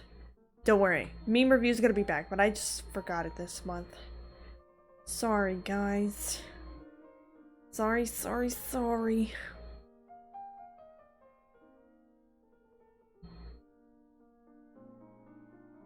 I tried. Do it like that? I feel like being on vacation like just threw me off entirely. I'm finally getting back into the groove of like what I'm doing and need to be doing and all that stuff. So, and also because it's Suna month, I can do whatever I want.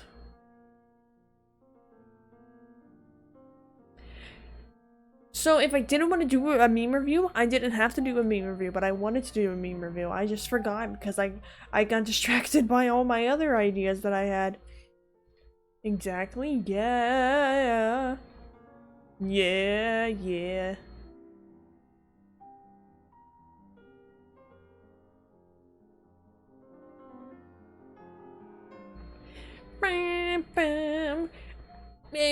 Bam. And also I'm like working on a bunch of other projects and trying to like figure out how I'm gonna do them and everything, and it's just a mess in my head, and I'm trying to comb through all of it to know what's going on in the first place.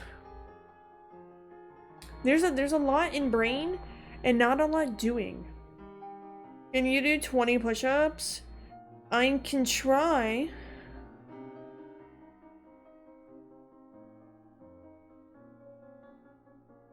I could possibly maybe try to do 20 push-ups.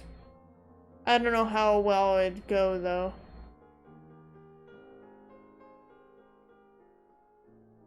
Who we fooling? Well, what do you mean? I can try to do that at least.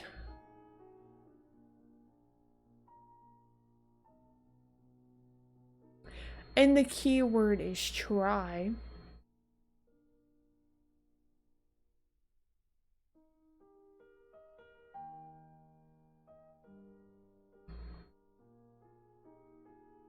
Thank you for the hydrate, I appreciate it. Tell you...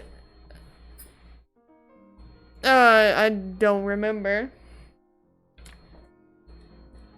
I think the most push-ups I've ever done at one time was 10, to be honest.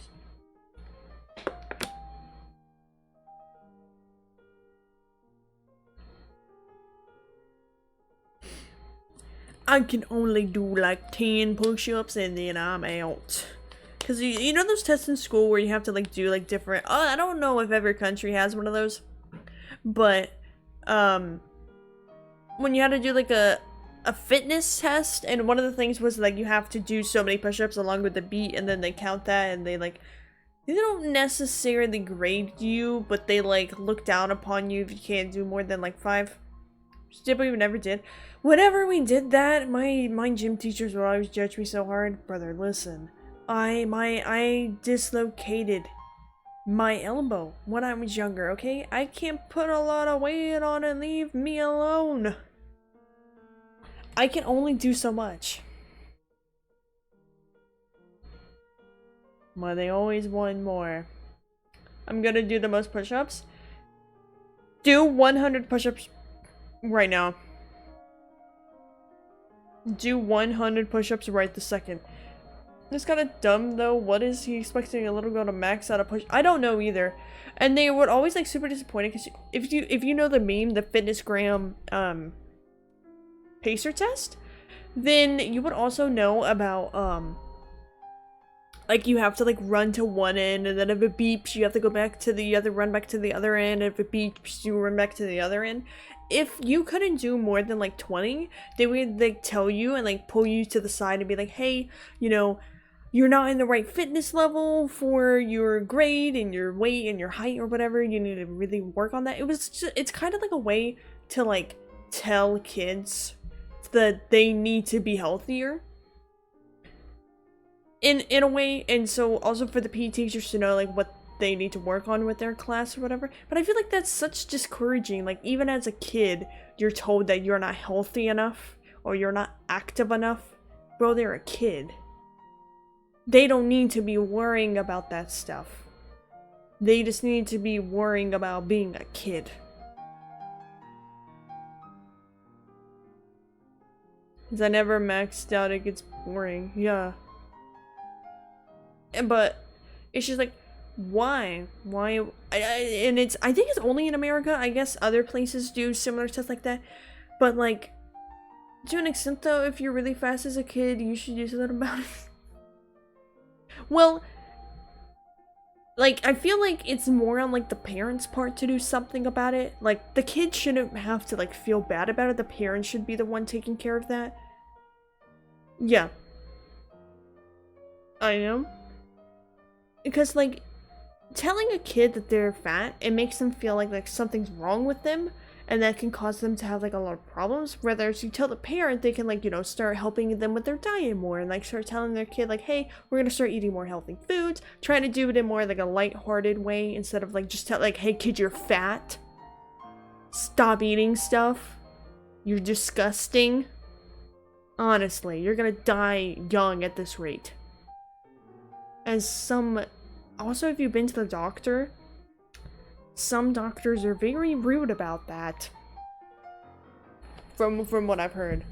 The doc told me I was very fat and wouldn't do anything, and I got pissed and said, watch me next visit then, you know. And they're shredded, yeah. There's like different ways to like motivate people to like lose weight. When I got back skinny, bro was retired, bro couldn't wait that long. But like, I feel like it's more on the parents' end to like help tell the kid like, hey, we're gonna start eating more healthy. You know, we're gonna start going on walks more and stuff like that. Because like just like a random teacher telling the kid that they're fat is really gonna hurt them more than anything than like their parent just being like, hey, we need to work on this and we're gonna do it together. In my sense, I mean, not everyone's the same, but if someone told my kid, encourage them at home. Yeah. So, like, if a teacher's daily here, listen, teachers really shouldn't be the ones to, like, tell kids that they're, like, overweight and stuff with those types of tests, or that they're unhealthy. They could be like, hey, do you mind, like, giving a message to your parents when you get home and, like, send a paper home with them or whatever, and the parents find out, it's like, okay, well, you know, we're gonna start working on stuff together. Because it's really in the parents' place to say that type of stuff, and a teacher just saying it, the kid's just gonna be like, well, a random stranger that I barely really know who teaches me tells me that, so maybe, you know, all my other teachers think something's wrong with me too. And they start, you know. A lot of parents aren't saying that, but I do hope more do, yeah. Like, a lot of parents should take into consideration what their kids eat instead of, like, just giving them a bunch of random stuff. But, you know, everyone's circumstance is different. Tell them straight. Yes, but I feel like it should be from an adult that they trust and not just an adult that they know, right? So like, if they trust their doctor, then have their doctor tell them. But I feel like really it should be on the parents, and it's like, you know, teachers, that matters is that my child's happy. You know.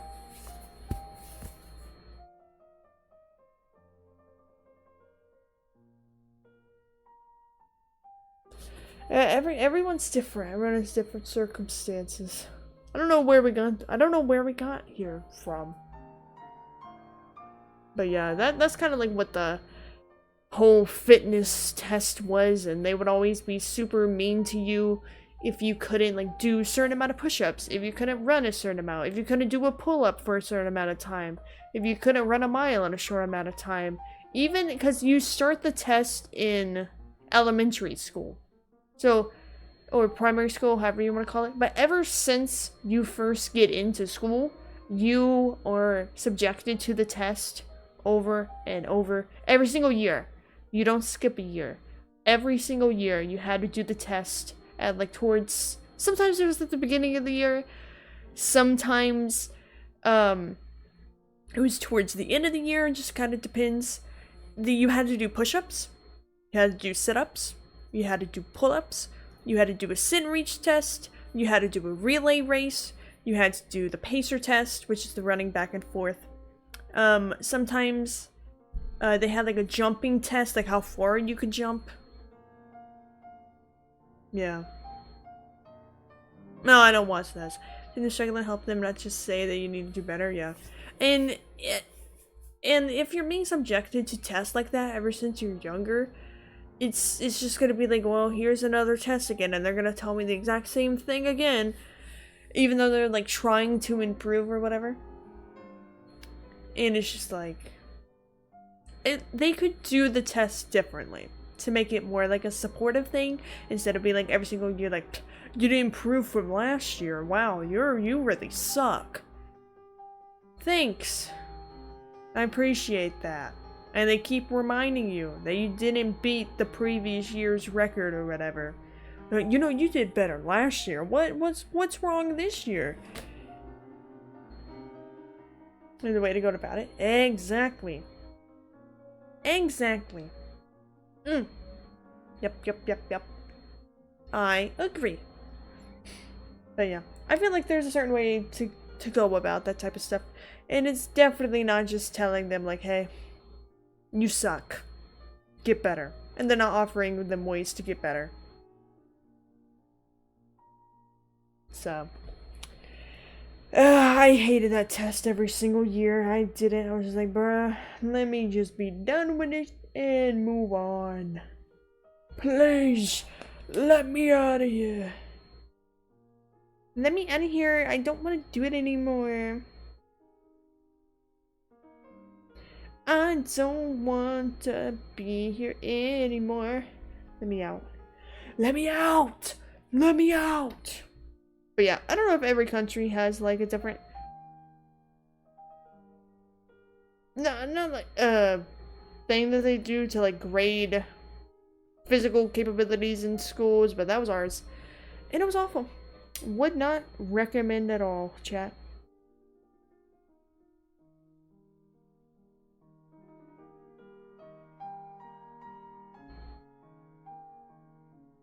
Nice.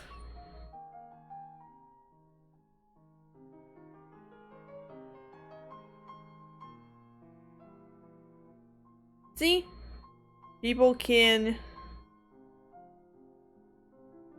improve.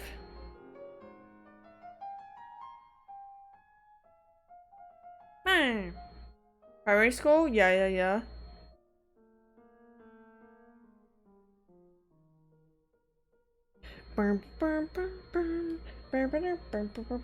Wait. Next week, chat. We are going... It's gonna be Honkai Star Rail week, okay? So be prepared for story stuff. Never been 10 times happier if I started training. Yeah. You know, and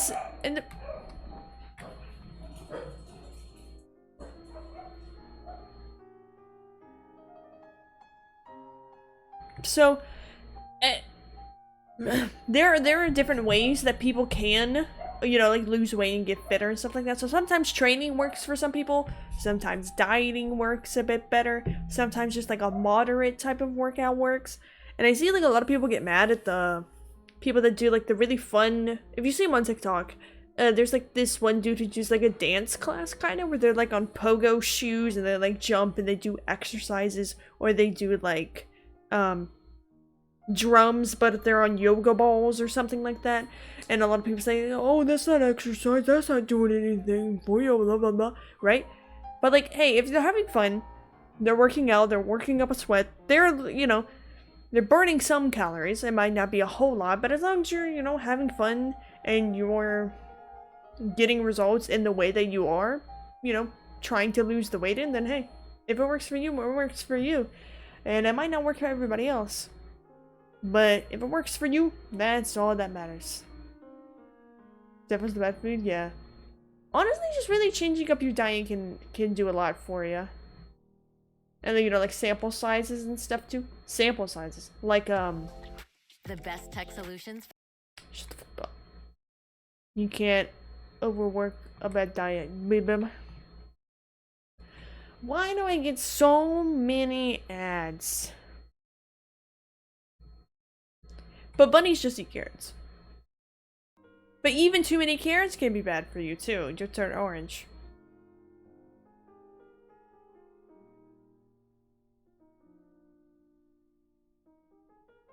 So, you always have to do things in moderation. Gotta find a balance. Eat the stuff in moderation and we cooking. Exactly, exactly.